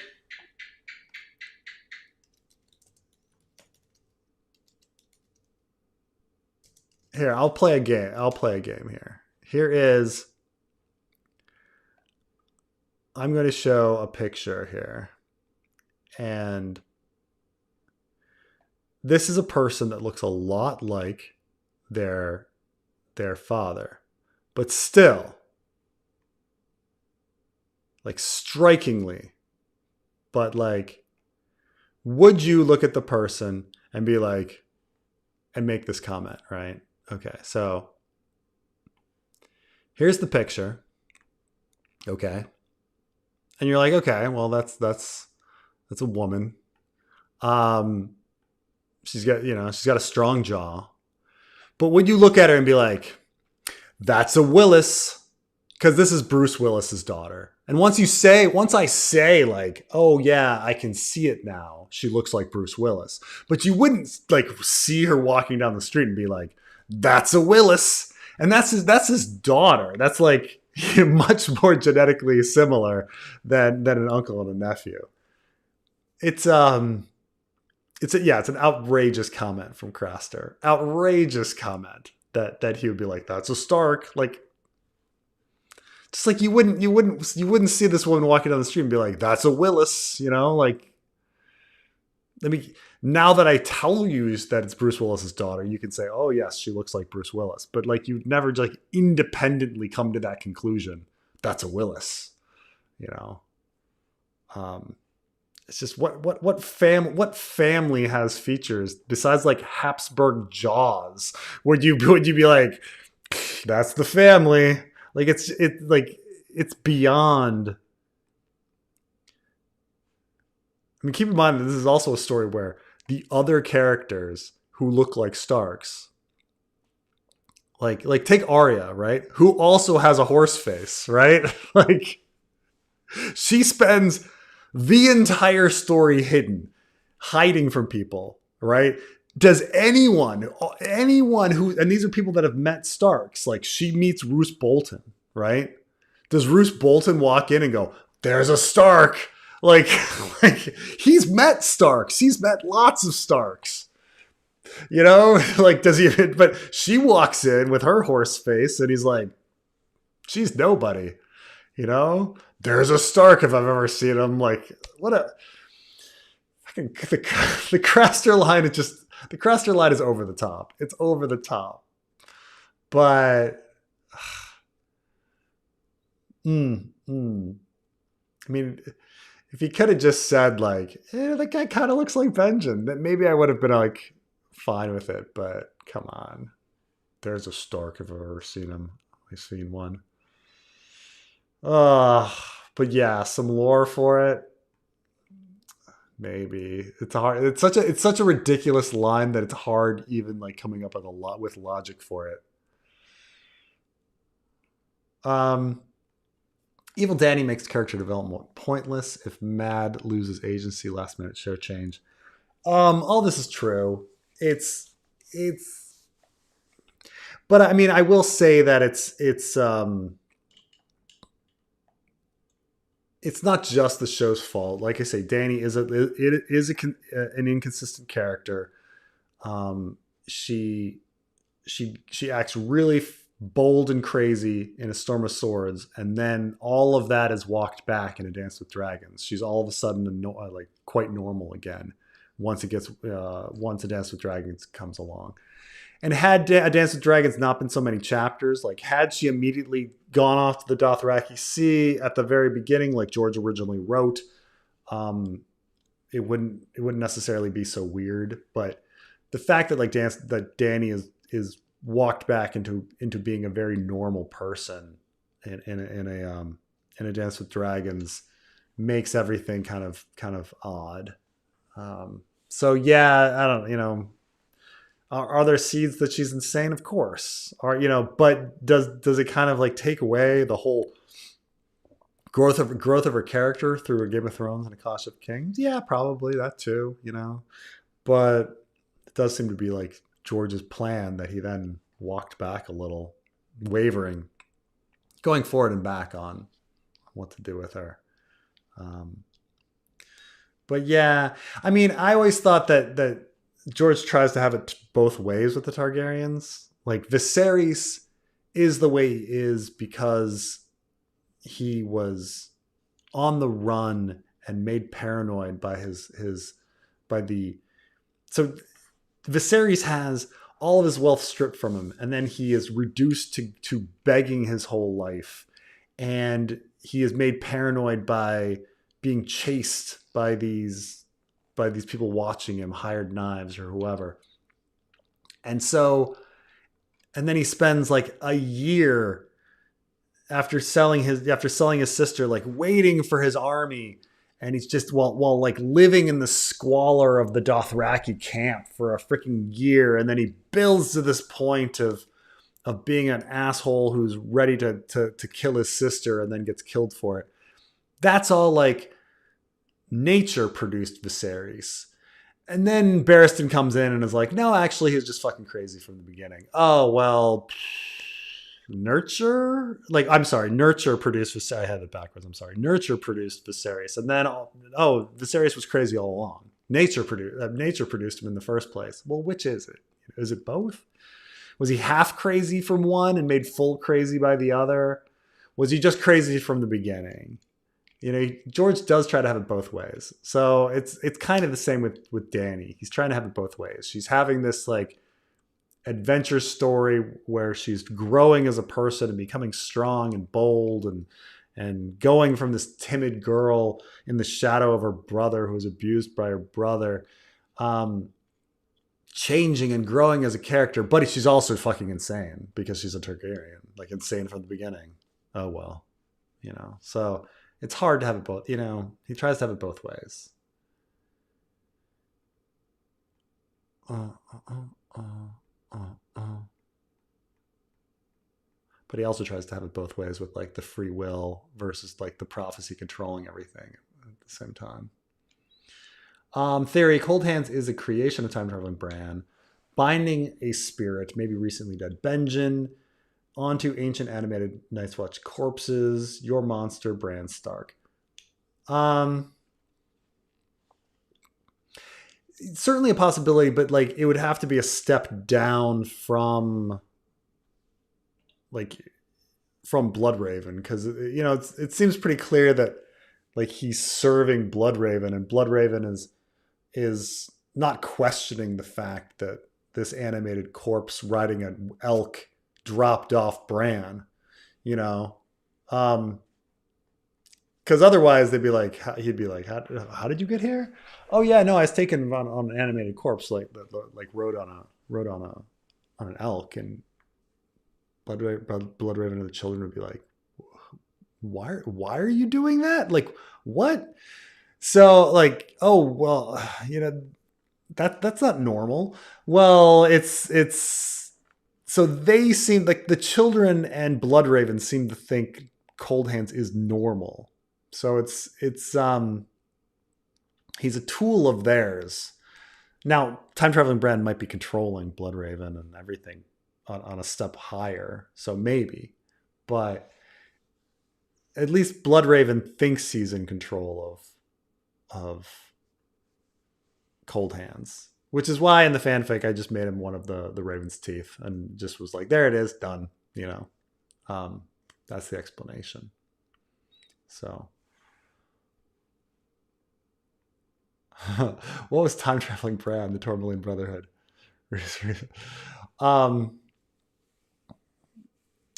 Recently read the theory that Coldhands is time traveling Bran in the flesh. Huh. Could he? But how can time traveling Bran be in the flesh?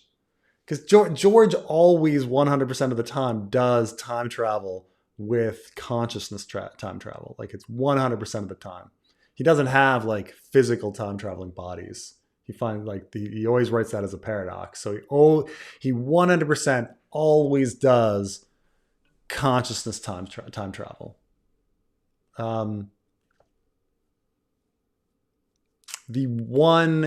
There's only one exception, and that's his Elvis story, but where the guy does physically go back in time in that situation. But could the Lord's right to the first knight explain bastard stigmatization in a Game of Thrones, seen as half other once, but over time the reason for stigma is forgotten?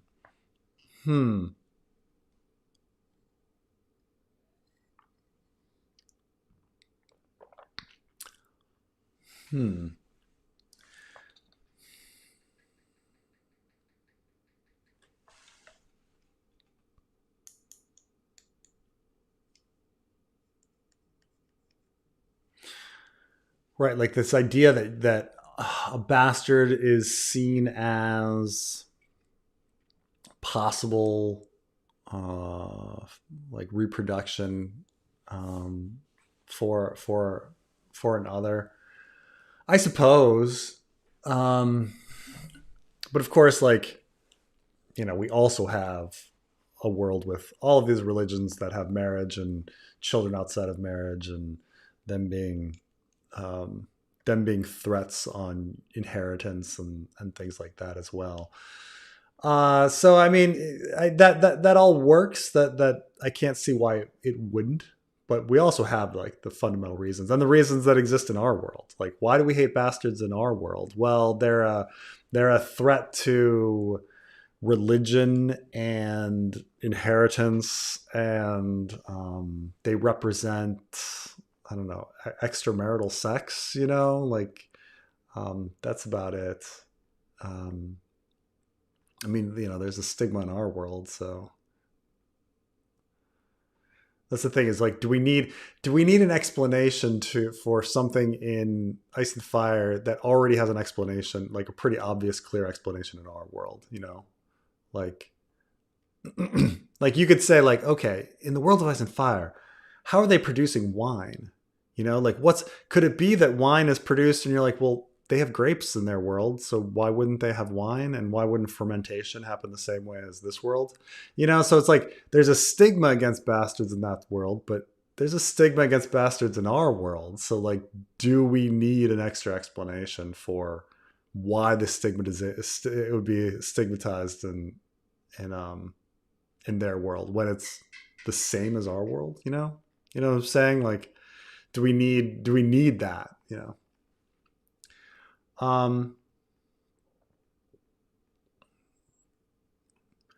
That's a scared Loras at Dragonstone hosting Danny and others. Yeah, so I've thought a bit about Dragonstone. The big thing about Dragonstone that's a map of the South, Ice and Fire. I'll bring this up real quick.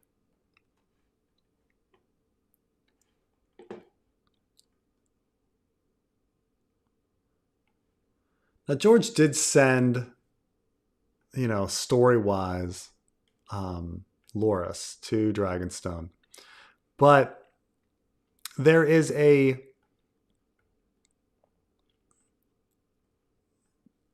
person that was holding Dragonstone was the bastard of Nightsong, Roland Storm. And Nightsong is here in the Reach, this right in the Princess Pass near the Tower of Joy. So there's a Dornish host there.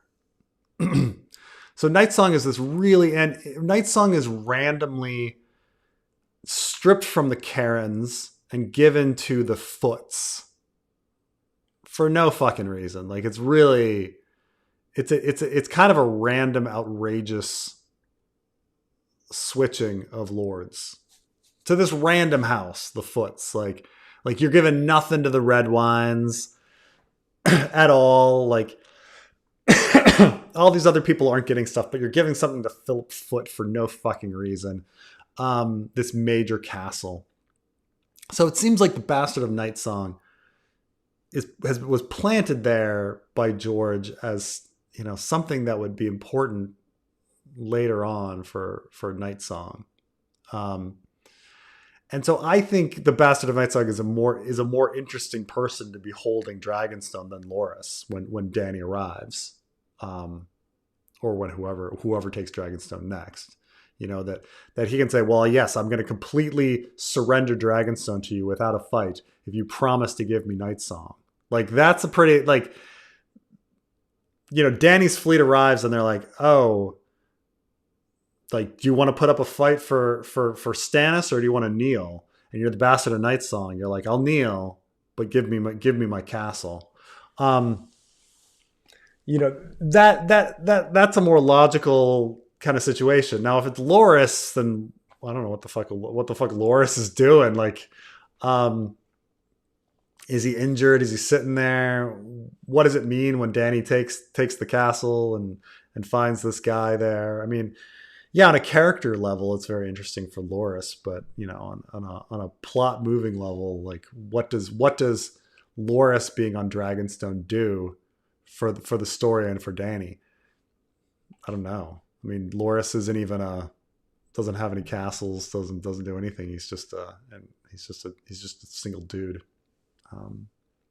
But that's why I think, it's Arain Waters' story about the taking of Dragonstone might just be a complete lie, and the Bastard of Night Song still has the whole thing, because it's kind of more interesting and influential that it's him holding the castle rather than Loras.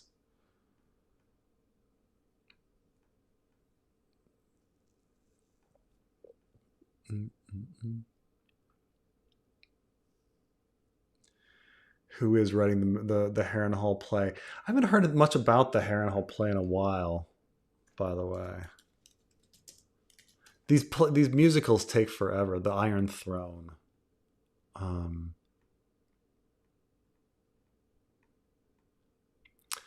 Delayed until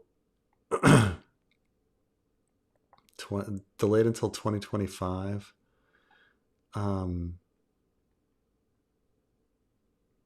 Oh, they have tickets on sale already. No current booking. Still just says the stage play is coming to the West End in 2025. It's written by playwright Duncan Macmillan and directed by Dominic Cook.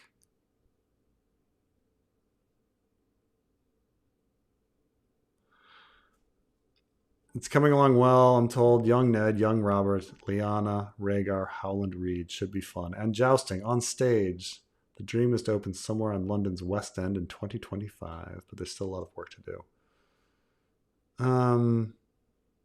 Yeah, I don't know. A lot of these plays, like, yeah, get reworked for a long time. I wonder.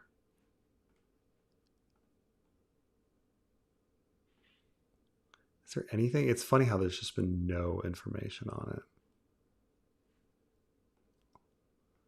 Let's do anything in the past year. Anything?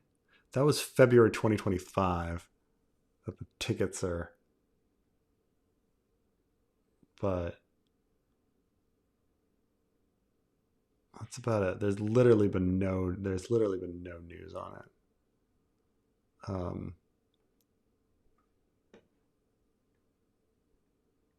At all.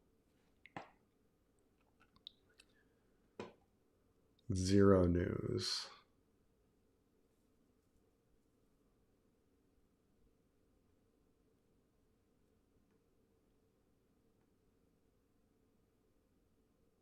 Mm-hmm.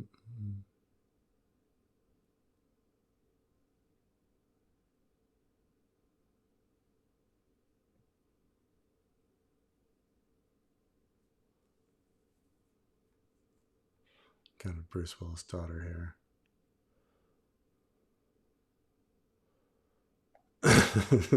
Right. 200 men and he picks one out as a Stark. No way.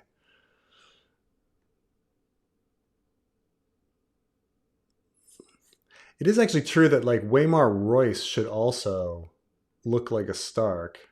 Or no. I'm sorry. It's the Wayne. It's the Wayne Woods. My bad. Wayne Woods look like Starks, not Royce's. Fanfic is getting better. Love and Davos. Thank you very much. I hope you guys are gonna like Melisandre. It's coming along. I'm almost nearly finished with it, and then send it to editors, and then the editors will have it for a few weeks, and then we'll have it. But it's getting better. It's getting better. Have you seen any Dream of Ghost and Indian fan art? No. Is there Dreams of Ghost and Indian fan art? No one is. One person did send me a few pictures of things they drew, or maybe actually two people, but no, I haven't seen any fan art for the Dreams of Ghosts and Indians. I'm trying to think of anything.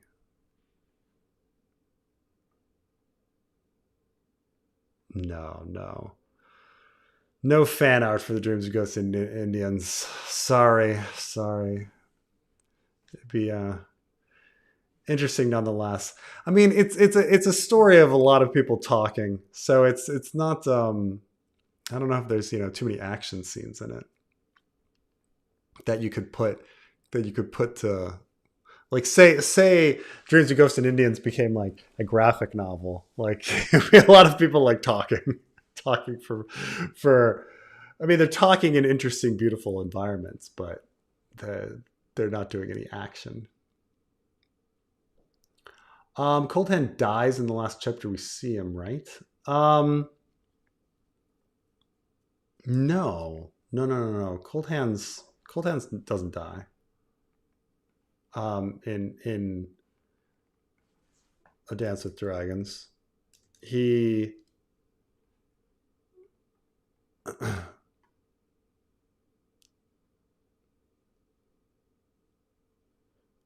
he doesn't. He fights off whites as Bran and his friends climb to the cave entrance. I mean, I suppose like it seems really weird that he's able to take on all of these whites, but he's done it before, and I guess he can take more injury, I think, than a human being. So I guess there's no reason to think he's dead. He was just fighting whites the last time we saw him. That's about it. But I'm trying to think if does he appear in the Bran fanfic chapter even?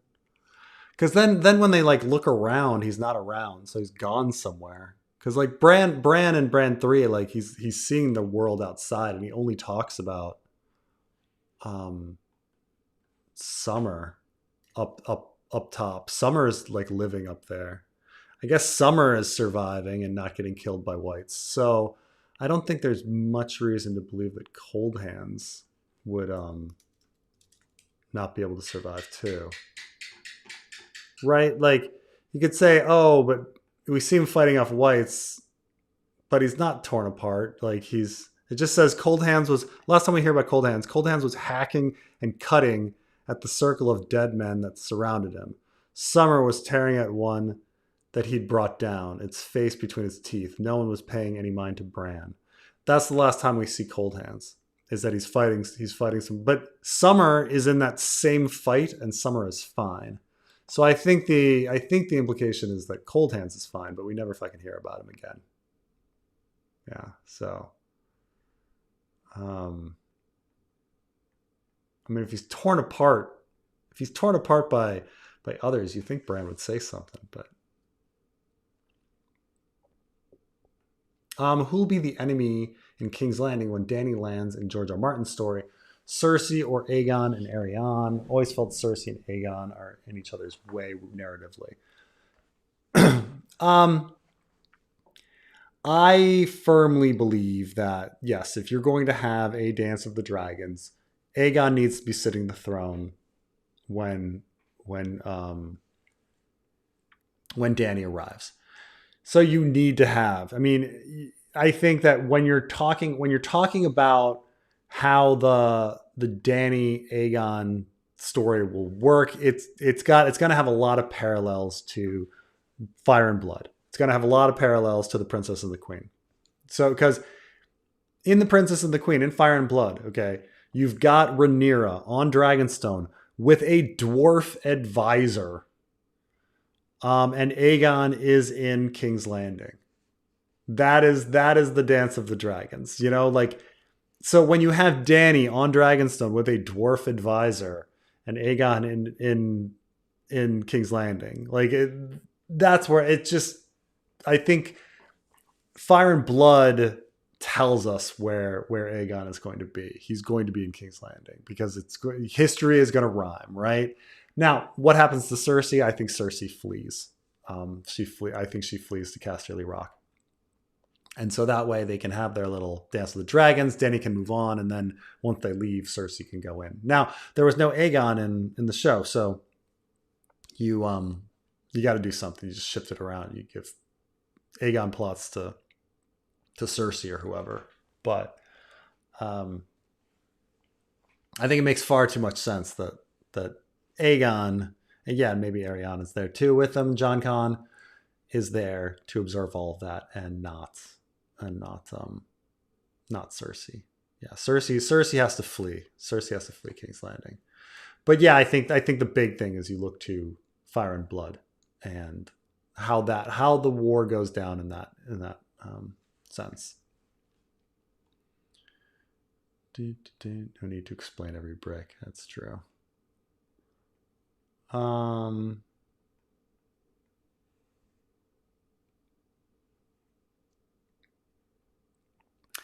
curious, why are bastards seen as a threat to religion? Don't most religions teach that all life is precious?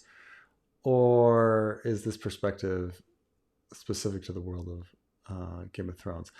I don't know that religion teaches that all life is precious. I mean, religion usually has a lot of aspects of war and other groups being others and that need to be killed. I mean, that's pretty common. But I think I don't think most religions teach that all life is precious. That's a pretty kind of.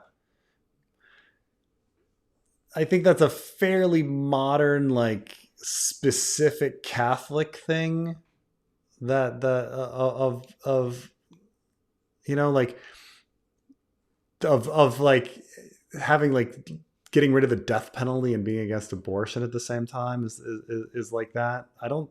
I would never jump to most religions. Now, bastards, they are products of extramarital sex. And at least in Judaism, Christianity, Islam, you're not supposed to have extramarital sex, and they are the products of that, and they are threats to the social order because they can demand inheritance, which screws up everything. Religion is very concerned with inheritance. Inheritance is certainly a big part of the Quran and the Old Testament. I don't know much about actually inheritance in the New Testament.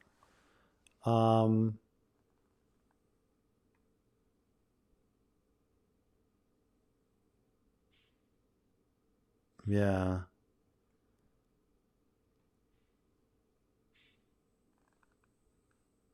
Yeah, not much on inheritance in the New Testament, but obviously the Old Testament and the Quran are very, very big on inheritance, and a bastard is outside of that, um, you know, idea. Your fanfic process seems to recreate the TV show's writer's room. Thoughts on how you'd leverage that method for another book that's for profit? I don't know if our process is very much like the writer's room. The writer's room tends to be like a whole bunch of people spitballing ideas about the narrative and things like that. The fanfic process is more about trying to produce the right language. We're trying to produce the right prose, which is the most difficult part. You know, I think the world building, the plot structuring, and things like that, I don't think that's that difficult. I think lots of people have ideas on where they'd like stories to go, and I don't even think where stories go is as important as how well something is written to get there, and how well emotion is infused and things like that. So the process is mainly about like having enough people look at a line of dialogue and work it over and over and over again until it sounds like George and is beautiful. Like that's what it's mainly on. As for leveraging for a book or profit, no, there's too many people involved and too many hours for it to be profitable. Too much care is put into it. It's funny because so every once in a while, I'll see like a book exchange or something, and I'll grab a free book, and I'll just to like observe other people's writing style. And so I grabbed like, for instance, this book is just some free book that I grabbed, and it's just what is it? It's The Sword and the Niche. I'm sorry, The Sword of Night and Day. David Gemmell, The Sword of Night and Day. And you know, you read it, and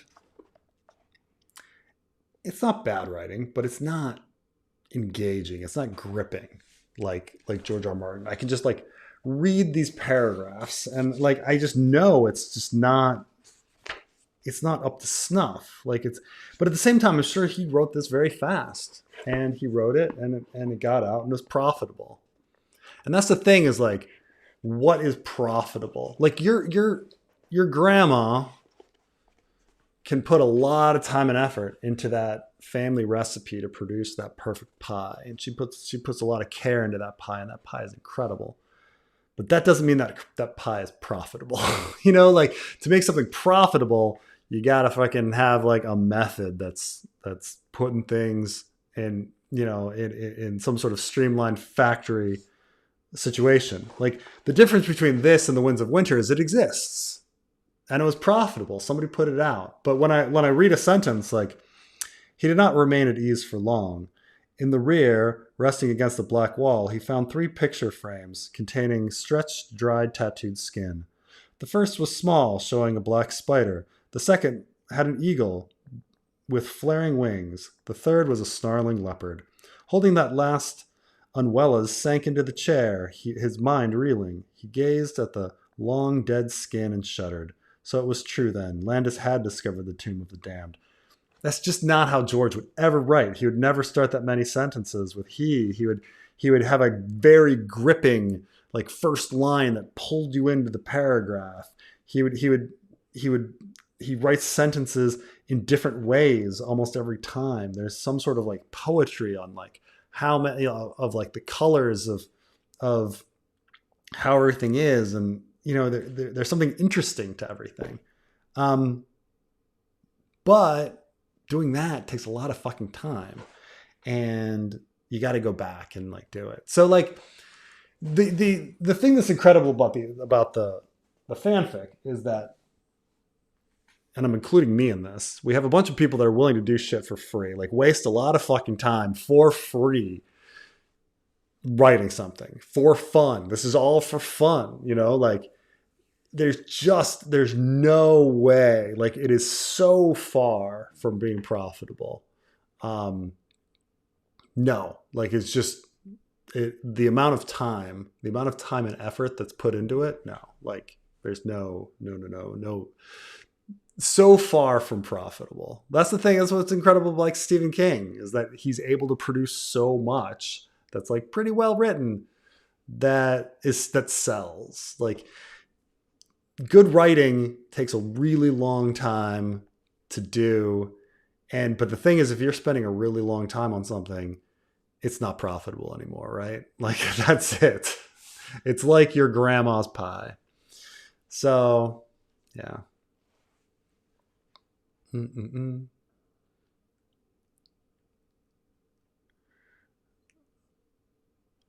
God, by Indians you mean Native Americans. Oh my God, how many times do I have to like talk about this on stream? It's mentioned in the book too, but like American Indians call themselves American Indians. Okay, that like survey wise, that's the number one thing they call themselves. After that, the big thing that's growing the term indigenous. Native American, yeah, there's going to be some American Indians that prefer the term Native American, but it depends which one. Like what term people like is a preference, right? But like American Indians call themselves Indians, like, and and for the most part they're fine with it. Um, this whole like it's always some whitey who's like correcting me. You mean Native Americans? Like, I'm sorry. Do you know anything about American Indians? Have you studied anything about them? Because if you study like anything for literally a day, you'd know that like American Indians are fine with the term American Indian. Like that's not every single one. It's a preference. As I say, the term indigenous is growing. But like keep in mind that like understand also that like being a weird whitey who thinks they know the correct term is you're not there with them. Okay, like it's but I mean for the most part they like to be called for the most part American Indians like to be called their tribal name first and foremost. So um but they're usually fine. They're usually fine with the term American Indian. There's nothing wrong with the term American Indian in their mind.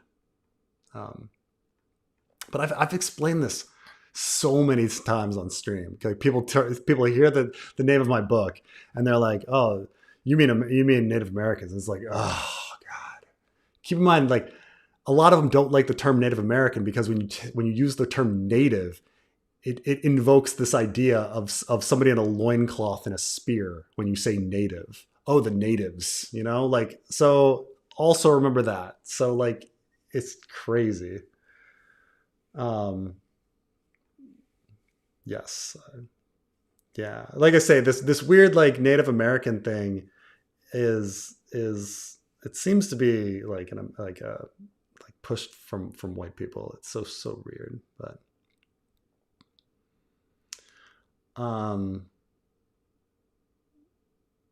yeah, we don't use the term Aboriginal in the United States. People use that usually in Australia, Aboriginal Australian. But as I say, Indigenous is a term that's growing in popularity. But these things change from year to year. Mm-hmm. In fact, I think among the hip young American Indians in America, they use NDN as like an Indian NDN as a text. um, Random, but don't you reckon the beaten storm where John convinces Mance of turning his cloak by whining about being seated at the back of the hall during the Winterfell feast was kind of weak? In my opinion, they kind of proved that in Game of Thrones. Oh, definitely. I think it is kind of weak. It's I mean the whole scene is really weird, right? Like Mance claiming that he was at the Winterfell feast and saying like, "Oh, did you see where they clothed the bastard?" Yeah, yeah. Um, because in the show he's like, I want to be the one like fighting for the living and things like that. Like, um, right? They switch it up. Um, is that I forgot? Am I getting that wrong? I totally misremembering the.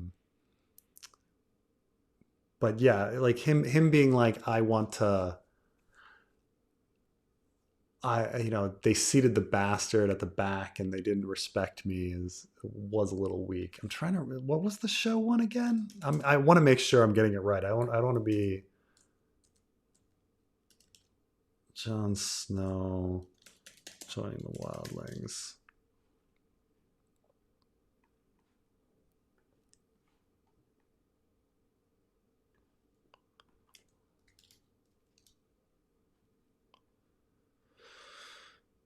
Um,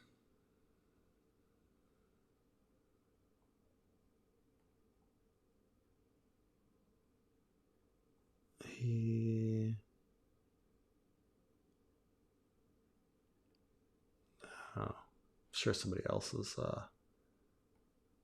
telling me, but oh yeah, it's like learning Craster sacrificing the others made it a big conflict.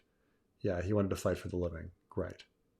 Okay, so I got it right in the end. Okay, yeah, I think the Craster explanation is much stronger in the show, but I will, yeah, I mean, I will say that I do think that like John's ranging north of the wall, core and half hand stuff is some of the weakest, at least on a plot wise, some of the weakest stuff. And then when he gets joined in with Mance, it's pretty weak. Like it's really good descriptions. There's really good descriptions of north of the wall and stuff like that. And I think once you get into this relationship with Egret, it starts becoming really good. But yeah, does it really make sense with Mance? Um,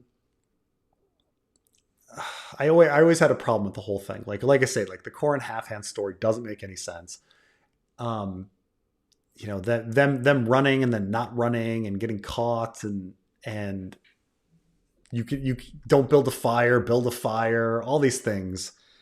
Unless you're believing that like Corrin had a master plan from the beginning, none of it kind of falls into place. And then A Clash of Kings ends with this idea that like, oh my God, they're marching on the wall right now. Oh my God, we're stuck up here and you were tricked. And then the next book begins and it's like, oh no, they're not actually marching on the wall. They're very far away. And Jon Snow can easily catch up to them and meets Mance Raider. You get this impression at the end of Clash of Kings that like they're attacking the wall right now and we're stuck up here and the Frostfangs holding our dicks, But and then he meets Mance Raider and I don't know, there's just this long thing about the Dornishman's wife that doesn't fucking mean anything. Yeah, and then he convinces them that I can join because they didn't treat bastards well enough at Winterfell. It's not the strongest stuff. I think it gets much stronger later on when you get the Egret story and then the battles. But yeah, I agree with you. I agree with you that Game of Thrones improved that. Mm.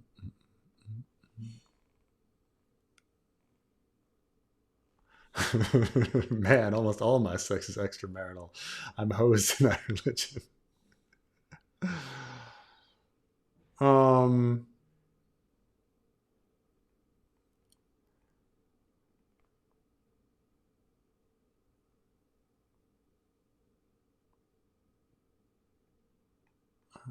da, da, da, da.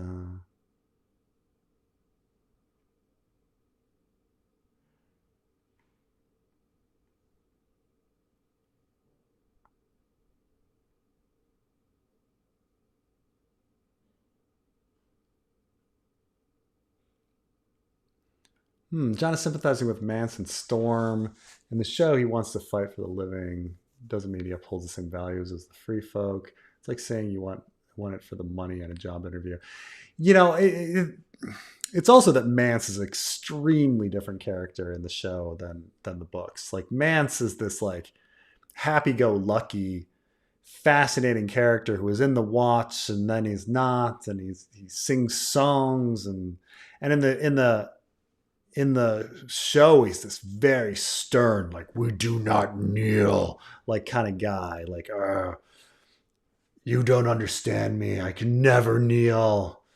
like just such a rigid, joyless character, which is just like Mance Raider is the exact opposite of Showmance. Like Showman, like the adaptation of Showman, like there's no adaptation of Mance Raider. Like it's so utterly different. I can't think of any character that is. Is there any character that's more different than Mance Raider? Like show adaptation to like from book to show, where they just decided to go with the exact opposite, you know? Like imagine like they adapted Cersei and Cersei is completely sane and like generous. Like, you know, you go like the exact opposite personality. Um, right? Because like they really went with the exact opposite of like what Mance Raider is in the book, in the show. I'm not saying it doesn't work on some level, but like it's amazingly different. Not like adapted completely, utterly differently, you know. Um,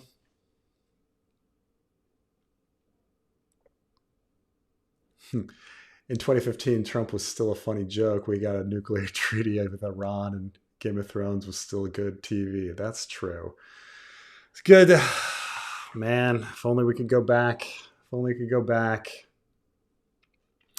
It's 2015 was season 5, barely good.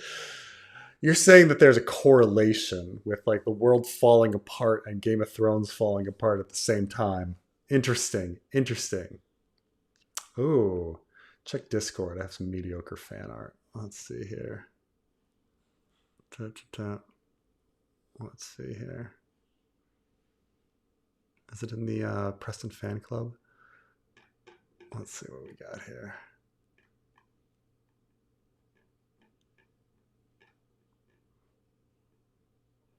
Oh, here we go. This is it.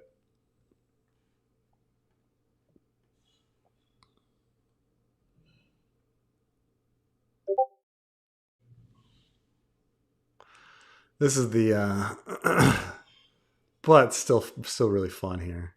Okay. So we have the yin yang with the Kaaba and the moon and the the sea turtles. Yeah. And the so if you guys have, I mean most of you watching, listening haven't read The Dreams of Ghosts and Indians, but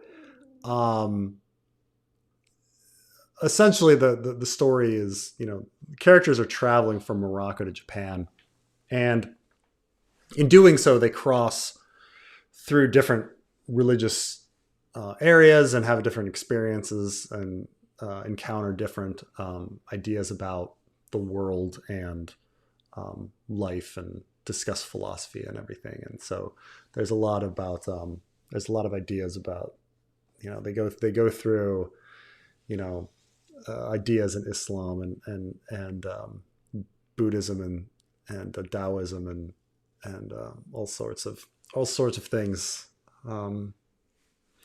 Kind of, you know, they run the gauntlet. They run the gauntlet of religion as they go from as they think about how their stories are connected.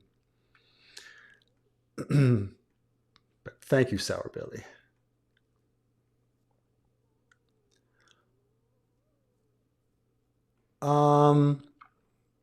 Preston, have you read the Cosmere? Brandon Sanderson saga or Wheel of Time? Just curious.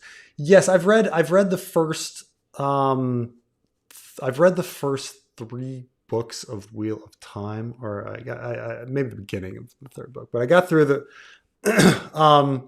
so I'm somewhat familiar with Wheel of Time writing style, with Wheel of Time, at least the beginning.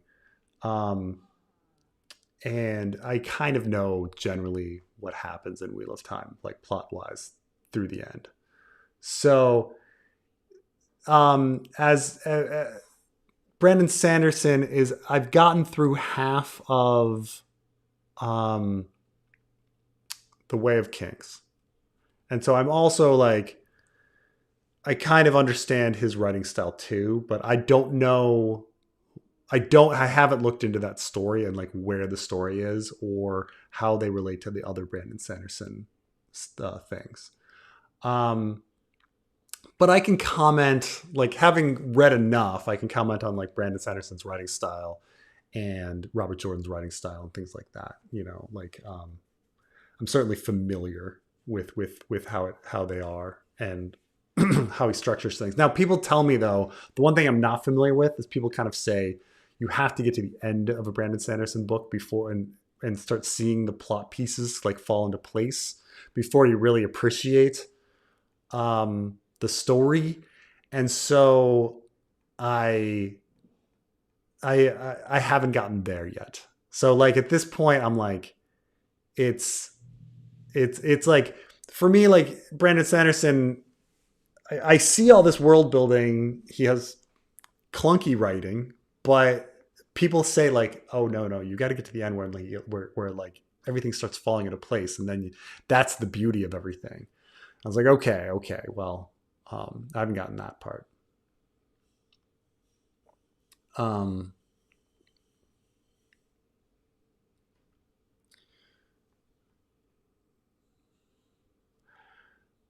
Robert Jordan's writing is I mean, it's not completely like George, but it's more like George certainly than Brandon Sanderson.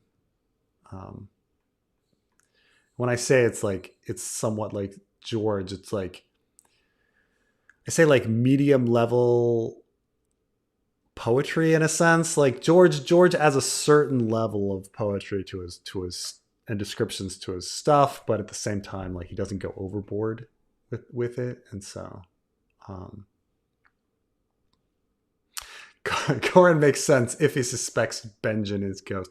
I mean, yeah, Corin makes sense if you put a master plan, like paint on everything, like everything needs to be done according to a certain master plan in order to have all the events occur.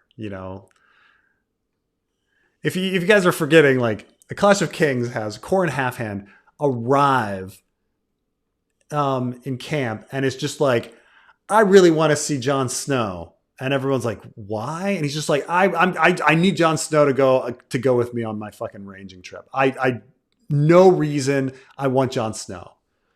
And they're like, okay, you can have him, no reason, dude, Corin. And he's like, yes, and bring your wolf. Oh, okay, fine. So John goes off with Corin, no reason given, with Ghost. And then he tells him like, oh, we've got to really be careful. We got to be careful on this whole thing. And then it's like, actually, let's go up and we got to get through this pass. So we got to climb up this pass, but I'm going to send you up. And then one of them's a woman, and it's Egret, and he's like, you should execute her. And then John doesn't. He lets her go, and he's like, yeah, well, I figured you wouldn't have. And, okay. And then Egret, and then they get so far, and they're like, okay, time to turn back randomly because John had a ghost dream. Okay.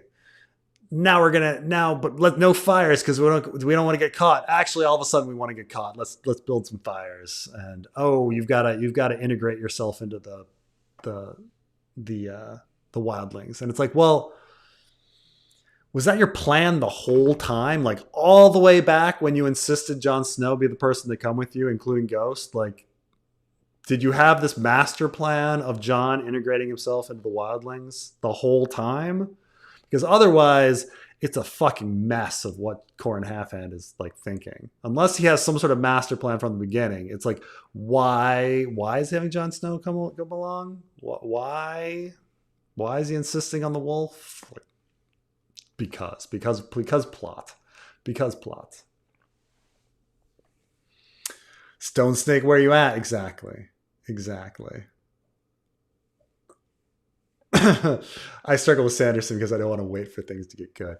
Yeah, I mean, and the thing is these books, the Sanderson books are fucking long. It's fucking long. And so, when the pieces it's one of the reasons why it's been so long. I've been telling people, oh, I'm about halfway through The Way of the Kings for a while. And they're like, oh, yeah, I finished it up. And I'm like, oh. But it's like, it's such a long book. Yeah.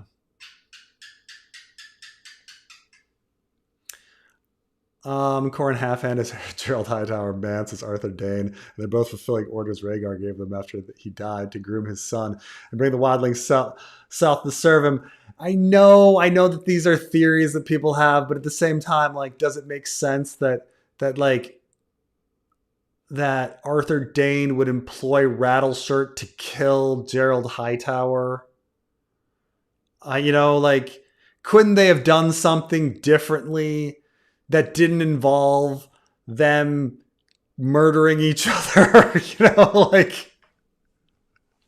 Like you start thinking about the plan, like, okay, Gerald Hightower and Arthur Dane are like, okay, what's their plan? Well, we gotta groom Rhaegar's son for the kingship. Okay, let's do that. Okay. All right, here's the plan. You get your ass killed by Rattleshirt. Whoa. Is that our best one? Like, we can't come up with any other plan that doesn't involve Rattleshirt fucking killing me? Like, nope. Rattleshirt it is. I mean, well, wait, what if I have Jon Snow kill me instead of Rattleshirt?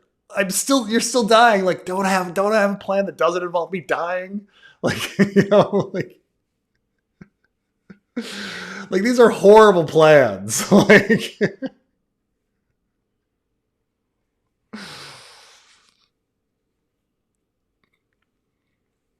oh, one of the favorite fantasy books of all time. All right. Oh, I gotta get through it. The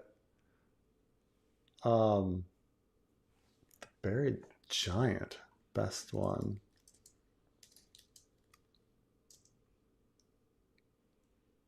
Novel by Kazuo Ishiguro.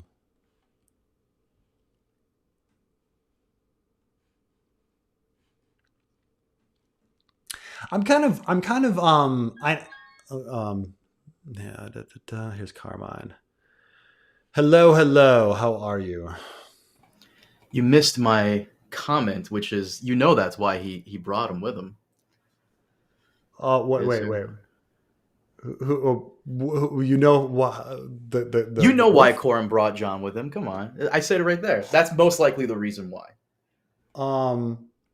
A Castleborn fighter, better than most of the recruits, being groomed for command, singled out by the old bear with a shiny, super sharp sword and a giant monster as his pet. I mean, the idea that like Ghost is like the thing that would protect them, and that they'd be. But in the end, like, he just has, like, Ghost doesn't do anything when the wildlings.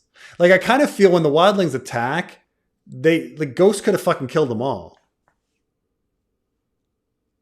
Right? Yeah. Though direwolves can sometimes be really consistent when it's a point of view character, but when it's not a point of view character, they're doing everything. Like, you always hear like rumors of Rob's direwolf being the craziest, most super powered weapon on the battlefield, but when it comes time for him to do stuff in a point of view chapter, no.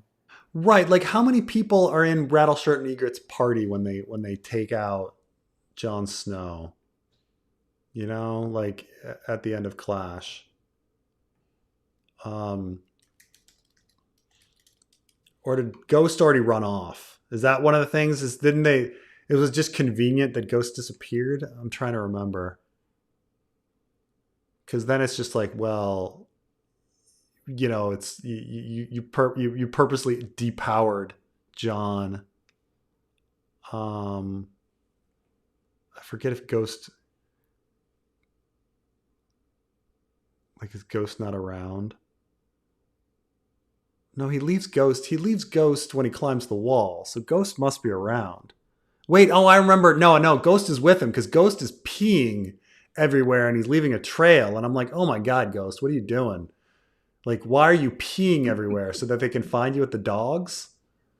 By the way, we were talking about this briefly before you started streaming, but what's another like mystery box that you're so right about it being the answer will be underwhelming? What's another mystery box that got answered and was very underwhelming? Who sent the cat's paw? Oh, right. Yeah. Instead, it just like confuses everybody. Huh? That why, Right. huh? Which is why, Right. and like the time traveling Bran. Sometimes I'm like, come on, it can't be time traveling Bran. But I feel like time traveling Bran would be a better answer. Like Bran sent the cat's paw after himself. That would somehow be a better answer than it was Yeah. Joffrey. And it's even a little different than um like the wedding, which is also like a horrible answer, is that it's Alina Tyrell. But at least you didn't have to wait 3 books for that one. If you know, like you know, I like love I love your I love because going through it the first time years ago, I'm like, this is fucking genius. This is how this is genius level shit. But when you explain it, you're like, fuck yeah, it is kind of dumb. So basically, they give it to Dantos to give it to this girl to give it back to me. yeah. Like, Yeah. mm, No, I mean it's even where yeah. That Alina schemes with Littlefinger to hire Dantos to give Sansa a hairnet to then just have all of that handed back to Alina. So Alina could put it in the cup. Like she could have just put it in the cup. She didn't need Littlefinger or Danto. Like you're like, I need to make a scheme with the most untrustworthy person in the world who will then hire a drunk who will then employ a teenage girl to like what are you fucking doing? What the fuck are you doing? To put on a hairnet, the hairnet that I will then take, you know. And then people immediately are like, but Preston, she's the patsy. And it's like, no, she's not. You're using the strangler, which makes people look like they're choking. Like that's the patsy, is the choking. Like that's the whole point, you know. But whatever. why do you hate George, bro? Like, come Why do I on, hate like, George? Why do I hate A Song of Ice and Fire? I don't know. Why do I hate it? Ugh. Um, what if Benjen is being kept in the Three-Eyed Raven's cave like a battery for Brynden, siphoning in his stark blood, skin-changing blood as fuel for werewood paste? Oof.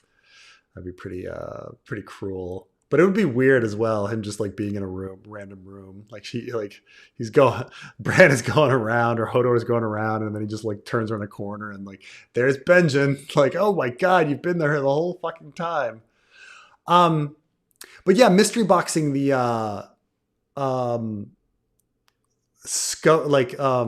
Star Wars. Well, who's Skoke? What was his name? Who's our boy? oh, Who was a Snoke. clone? Snoke is so dumb. Snoke. And everyone's like, Yeah. oh, who is Snoke? This mysterious character. He's nobody. He was nobody. Him being Palpatine's master made the most sense, but It then did at that point. But you know, I feel like Ryan Johnson read a lot of theories on who Snoke could be, and out of spite, he goes, "Nah, that's not what it is." What did Red Letter Media do? They when yeah. their review of it, what is it? Rich is at a dinner, and then he takes the wine, and instead of pouring in the glass, he pours it on the table. Ha ha! You expected me to pour in the glass, but I just made him. Well, I think there was a big problem with it just being the second movie. I mean, if you're gonna subvert expectations and reboot everything in the second movie, and so what are you guys supposed to do with the third movie now? You know, like I get it. Like you've established, like Ryan Johnson is kind of shitting on J.J. Abrams, like whole lore mystery box all kind of thing, and being like, you've created all these mysteries, and I'm just gonna be like, these mysteries are dumb. Okay, Snoke, the big mystery. Well, who cares? He's dead. Rey, her background, she's nobody, right? Like, you know, he was kind of shitting on J.J. Abrams, who did need to be shitted on. But the problem is you're too far along. You're at the 2/3 point to start over and being like, we need to start over at the 2/3 point, you know? And so J.J. Abrams comes back and is like, no, we're not starting over. We're going to cram every motherfucking thing in here possible.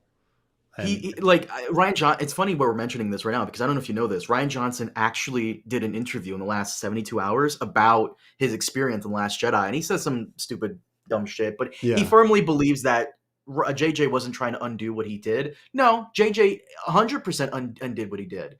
Who was Snoke? Snoke was somebody. Well, technically, Snoke was a clone. Who was Rey? Rey's nobody. Well, technically, she's Palpatine's right. granddaughter. That's kind of somebody, bro. Yeah, no, I think he was trying to be, Political, diplomatic. diplomatic, yeah. Yeah, I mean the thing is Ryan Johnson. He's super talented dude, like super talented dude. But wasn't necessarily a very good fit with Star Wars. I also think J.J. Abrams, talented dude, not a fit for Star Wars. But what are you gonna do? Had maybe Ryan Johnson been given the first movie, it might have turned into a better kind of situation. Because then he would have subverted all the expectations, burned everything down, and then you'd have 2 more movies to like build something. But instead, he's burning it down at the end of the second movie. Imagine giving Tony Gilroy that trilogy. Oh my god! Jesus Christ! Salivate at the thought. What are you gonna do? What are you gonna do? The main reason I don't want Stannis to just die in the Winds of Winter is because the brewing Stannis Asha Wildling Northern Alliance is super interesting, and I would love to know how Dany handles it. Yeah, it's same time. I mean, so in the show they kept the North together for a long, long time, and before the others finally invade, in the last season. But man, it's just like, it seems so weird to have the North together. Like I mean, when is Dany going to run into that? Right? Like, when is Dany going to run into Stannis? Like, where's the time? Dany has to get back to Westeros and then do all of her battling stuff. That would be like the second half of A Dream of Spring. It's so weird, like, to think about how George paces things and how his original trilogy is just in pieces, and his original storyline is in pieces. It's really interesting to think back about like how like Tyrion was pushed from the North of the Wall plot to the Dany plot, like because of timeline stuff and things like that.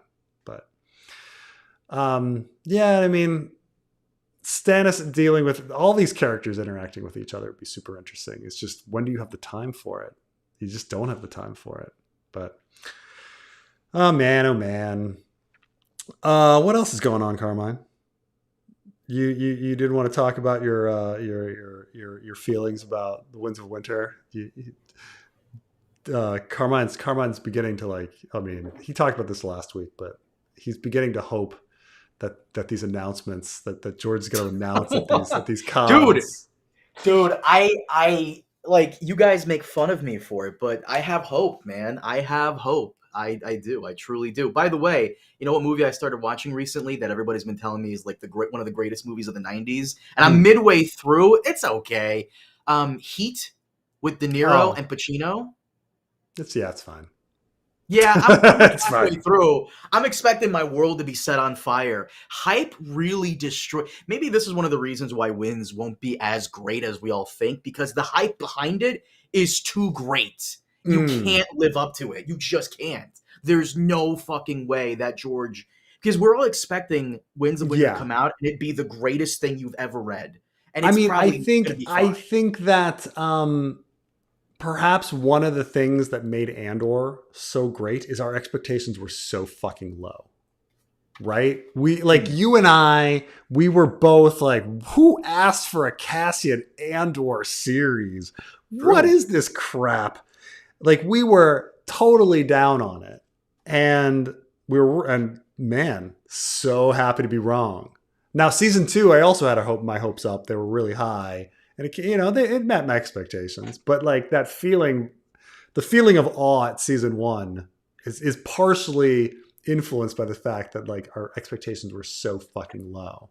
So, I guess if Winds were ever announced, and I don't think it is, Carmine, I don't think it is, but man, just like keep your expectations low, and then it'll all turn out great. I'm expecting wins. He's had a long time to sit on this and make it the greatest thing ever. I'm expecting it to be pretty good. Am I expecting it to set my world on fire and just be amazing? I don't know. George is a vastly different person now than he was 15 years ago. I don't know. Yeah, yeah. Do you think there's still room for a 5-year gap style skip? It still feels silly that a bunch of children, teenagers are gonna save the world. Yeah, sure, that is silly. Look, there is always time for time skips. There is, but the problem is that like the reason he didn't do the last one is because it didn't make sense to skip all of the points, and even though it made sense to skip most of them, like John was in a perfect position at the end of Storm, Arya was in a perfect position at the end of Storm, Sansa was in a perfect position at the end of Storm, Bran was in a perfect position at the end of Storm. They were so many of the characters were. Dany was in a perfect position at the end of Storm. So many of the characters were ready for that 5-year gap, and it still failed. It still failed primarily because George didn't think it made sense with the Ironborn Dornish plots. And a little bit because it didn't make sense with the Brienne plot. So if there were going to be a 5-year gap place, it would have been there. That was, and going forward, there's just, how are you going to align all of the stories again to have a 5-year point? I mean, winter's begun. You know, I remember there's something in the Dark Tower. I think it's in the third book, the one on the train, the one about the train, the Wastelands. I remember this.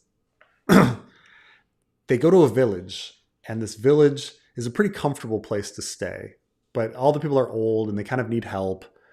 And Roland's like, we need to leave. And all the characters like, why do we need to leave? Like, we can rest up and like, we can help these people. And he's like, I know, but there's no easier time to leave than now. If we stay a week, yeah, we can help a lot of people, but then we're going to discover even more things wrong with the village. And we're going to feel even more attached to these people. And we're going to stay another week. You know, and then we're more attached to these people, and we find we can help in more different ways. And so his thing is like, there was no easier time to leave than now. So we needed, it wasn't easy to leave, but there's no easier time than now. It's a 5-year gap. Like, there was no easier time than a Storm of Swords, and it still didn't happen. It's not that it's not possible, but it's so much more difficult. So much more difficult. Will wins be split in 2 or 3 books? I don't think so, because I think that George writes POVs at a time, so he can get to the end of one POV, but then he hasn't even started on another POV, or he's not along with another POV. It makes it really difficult for him to split. If he split by region again, maybe, but he would have to do the same. He would have to do like a feast dance split again, but it's just not going to happen. It's just not going to happen, man. When I get to I'm still pretty far from the halfway point of the fanfic, but I want to do a video when I get to the halfway point of the fanfic of like what I've learned about the story.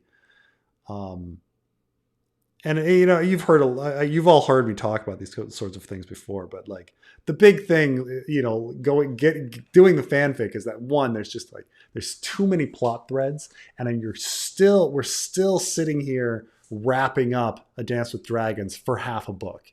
It's taking half a book to really wrap up A Dance with Dragons, and I'm doing my best. Like you guys read the Davos chapter, how much you're trying to wrap up. Or the Tyrion battle chapter, you know, where you're just like, oh my God, let's just wrap it up, guys, wrap it up. It's just George. Like, I understand that people are like, oh, George has written 1,100 pages. That's like 3/4 of the way. No, because he's got to wrap it up. He's got to wrap it up. It's not. It's not about the amounts. It's about like where he is. Got to wrap it up. Um, most important sex scene in the series. What do you think, Carmine? What's the more? Is it Danny Erie? Is that I the most I important sex answered scene? him.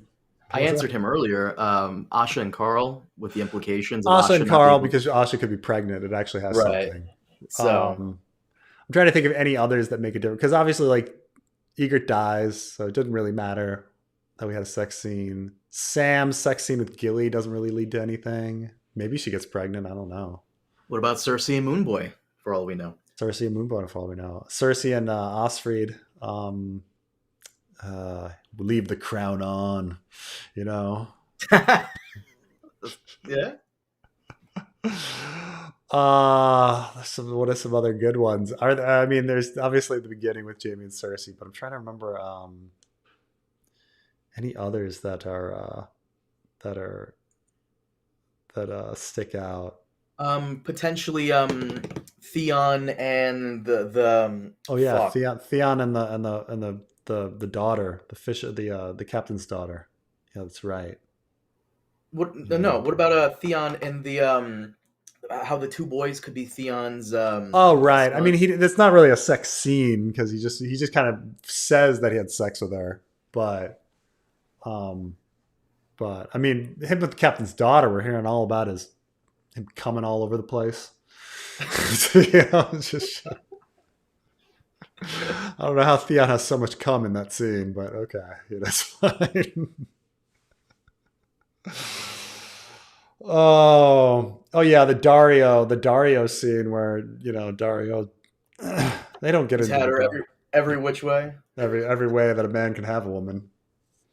Like he he in the armpit.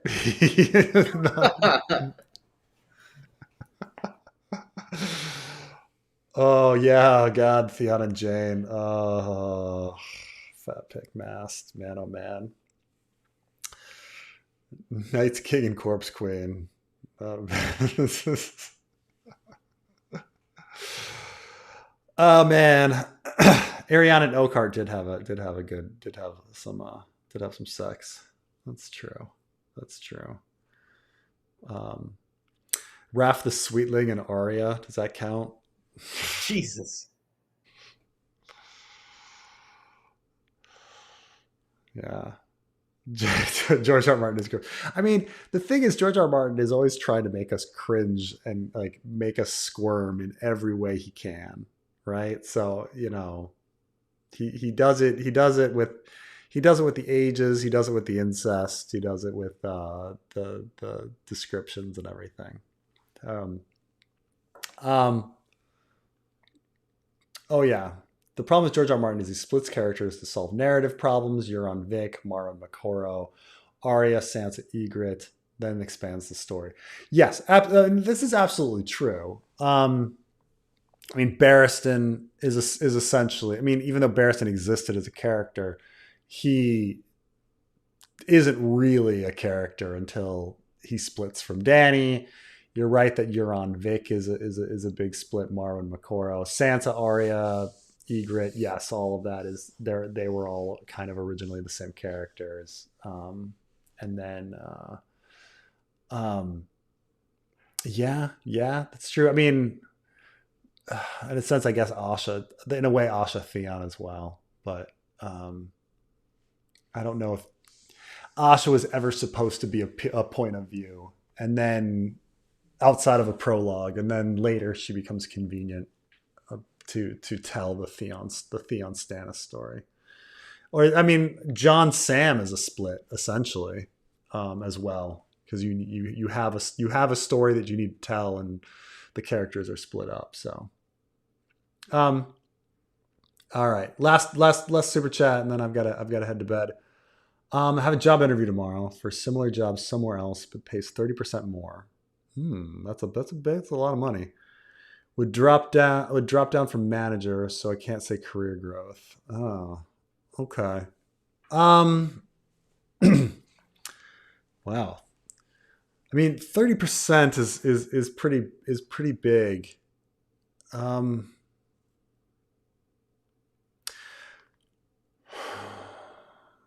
would drop down from manager, so I can't say career growth. Yeah, that's too bad. Because being a manager is obviously like a job is in a job in and of itself. But depending on how long you've been manager before, you can go back and say you're a manager again. Or if in the new job you can leverage it, you can then try to be manager in your new job and say you had managerial experience before. So, I mean, when someone asks, I mean, in the job interview, when they ask, like, why would you be doing this because you're going from manager, I guess your answer would be something like, um, I mean, you can be honest and say, well, obviously there's, a pay increase, but, I see the job growth here becoming a manager in this, learning this job and then becoming a manager in this job. So, I mean, I think there's career growth in the specific company that you're going to, right? Like you're a manager and now you're becoming a doer somewhere else, but then you can become the manager at that place eventually. And I would frame it like that. But keep in mind that like job interviews, it's not just it's not just like you trying to impress them. They're trying to impress you. So remember, like a job interview is also about you learning about that position and determining whether you want that job. It's a dual choice situation. It's a date. Like a job interview is a date. It's not all like, I need to make this person like me. It's about discovering if you even want to be with this person. It's a double choice, which is why jobs and relationships are hard, and that there's unemployment and single people in the world. That doesn't happen with with single choice situations. But yeah, that's how I'd kind of handle it. Is the job growth is if there's looking for a future management position at the place, and I mean 30% is a lot. That's a lot of money. It's hard to turn down 30% salary increase. And there's one more thing you're forgetting, Preston. Mm-hmm. If he's a patron of ours, he has an obligation to take that 30%. I'm just saying. I'm just saying. Hey, by the way, real quick, do you still use your Blue Sky? Let me see something here, because you got on my case for getting the Blue Sky, and you're right. I post stuff occasionally on Blue Sky. Oh, you did? Okay, good. At least you're using it. Good shit. Yeah.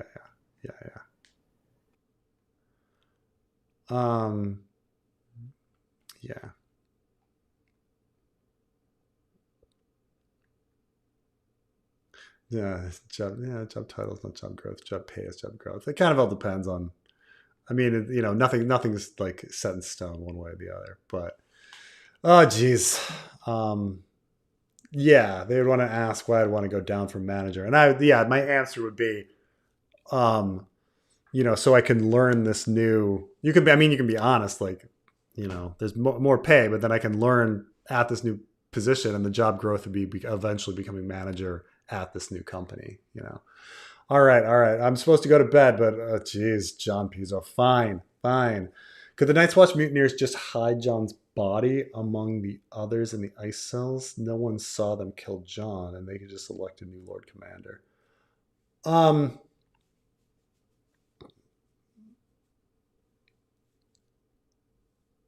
mean, the thing is, everyone has seen them stab John, right? So in the last scene, everybody's coming out to the yard. The Northmen, the Wildlings. So when they see them stabbed, everyone's aware that Jon Snow has been stabbed by the mutineers. Like that's pretty clear. And again, like electing a new Lord Commander is really difficult when Cotter Pike is missing and Dennis Mallister is probably dealing with people at the Bridge of Skulls and stuff like that. You can't really have an election. We're dealing with this in the fanfic a bit. What's funny is the show kind of has the same situation, that they're just like, well, it's too complicated to do an election, so it's dull or sad. Fine. Because is Connor Pike and Dennis Mallister really going to travel to Castle Black and elect new Lord Commander and all that kind of stuff? That's just impossible. But I don't know,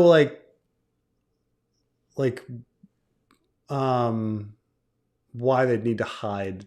Why anyone would need to hide John's body? I know people talk about storing John's body there. We just don't have time to burn everybody. Let's just store him in the ice cells. But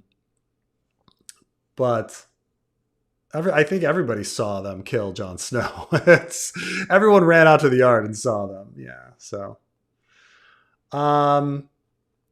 anyway, that's about all. I don't know. I don't see any hidden comments, Jackie. I don't know. People get these weird things where they're like, my comment didn't show up. I don't know what YouTube does sometimes. Things just happen. Seems like you're trying to cut chapters where chapters are needed and adding chapters where they're not. Nah, I don't think so. I don't think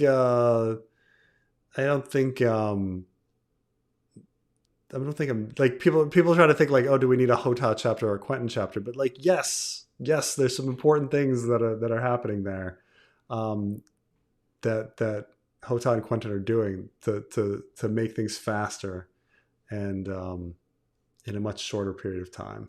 I kind of laugh at that comment because if anything, George is impeding you from finishing the story faster by having too many things go on.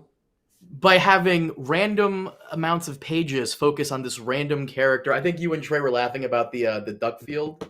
The Raleigh duck field. Yeah. By the way, we were discussing that during Berserk and the Boys. When are you putting that out? Because I know I'll post Berserk and the Boys probably Tuesday. Yeah. Okay. Berserk and the Boys coming Tuesday. So here's the thing about it, because this gets back to the mystery box, bringing this whole conversation back with Benjen, right? A mystery box is a promise. It's when you introduce stuff and you go on about something, it's a promise that kind of thing is going to be important in a story. And this goes for anything. Imagine I'm having a conversation about, let's say I'm talking to you. I'm like, oh, Carmine, something happened to me today. And you're like, really? I'm like, okay, I went to the bank and I'm at the bank. And here's the thing. There was this guy in this red hat at the bank, and his red hat was big and it had this big brim, and he was wearing this shirt, and this shirt, it was a Patriots jersey. And on the front of the Patriots jersey, the guy's, it was different from a normal Patriots jersey because the guy had a green face. And then when I go down, and then, so you're sitting there going, why are you telling me about this guy with this hat and this Patriots jersey at the bank? It must be fucking relevant. And then I just tell a story and I'm like, oh, and then I slipped on some water and I hurt my back. But why the fuck were you going on and on and on and on about this guy in this red hat and the Patriots jersey if the story was just you walking into a bank and slipping on water, right? And so this is the thing about the Dornish story and the Ironborn story and stuff like that, and people being like, oh, the Quentin story is just Quentin getting burned. And you're like, that's going on about a guy in a Patriots jersey with a red hat for fucking half an hour and then having me slip on water and him having nothing to do with the story at all. Every normal storytelling is when you introduce something, you're promising that information is going to be relevant and is going to affect the plot. You're promising people this, that it's going to, it's going to influence something. It's going to tell you about the protagonist. It's going to connect you to how the story is moving forward. If it doesn't do that, why is it there? Right? And so when people are like, oh, why are you doing Hotah chapters? Because Hotah was introduced. He's got to fucking have some sort of interesting role. Quentin was introduced. He has to have some sort of interesting role. It has to have some sort of effect on the plot. It can't just be some random fucking shit that just happened and then they're just going to delete it and it's it's got to go somewhere. You're promising the reader that when you create characters and you create information, you create mystery boxes, you have to have the payoff. But well, what you gonna do? What you gonna do? This is the gardening excuse. That's the thing, is I don't really believe it. Like, that's the thing, is I like gardening. Like, you have to have stuff come back, Um,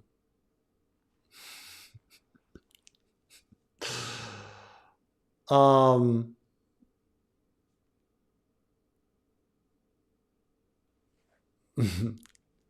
Hotel chapter could have been Darkstar uses Dawn epically and cuts him in half. Seems like a letdown. Introduce this character and then it goes nowhere. I mean, it's just one chapter. Like, the problem is when it's like freaking 13 Tyrion chapters of him traveling and doing travel logs. Like, that's the problem. Like, having a couple extra Hota chapters isn't breaking the bank. Okay, this is like it is being penny-wise pound foolish here. Like, things are coming back. Things are coming back, and things are going to be useful. Anyway, Carmine, any last things before I go to bed? No. What's on the docket? I kind of want to do another Wins 2016 video because some of the comments are fucking hilarious. I love the comment where one guy's like, "Yeah, George's having problem putting out Wins because his ghostwriter died, so he's just really just trying to like, how did that guy intend to do this? Because the ghostwriter, he's gone." Incredible ghostwriter. Incredible ghostwriter. Probably the best theory. Like there's no new theories, but this is the best theory. We did Berserk and the Boys. What else is there? There's usually something to talk about. Yeah. We'll find something. I know both of you out there are excited about Berserk and the Boys. Berserk and the Boys is pretty fun, though. Believe it or not, you're actually. I've seen a couple people say that you covering it is making them want to go read it and check it out. So. Yeah. All right, sounds good. And be disappointed because the guy died. I told you before, his friend is continuing on in his stead. Yeah. All right, man. I will talk to you guys soon. Have a good one. Bye.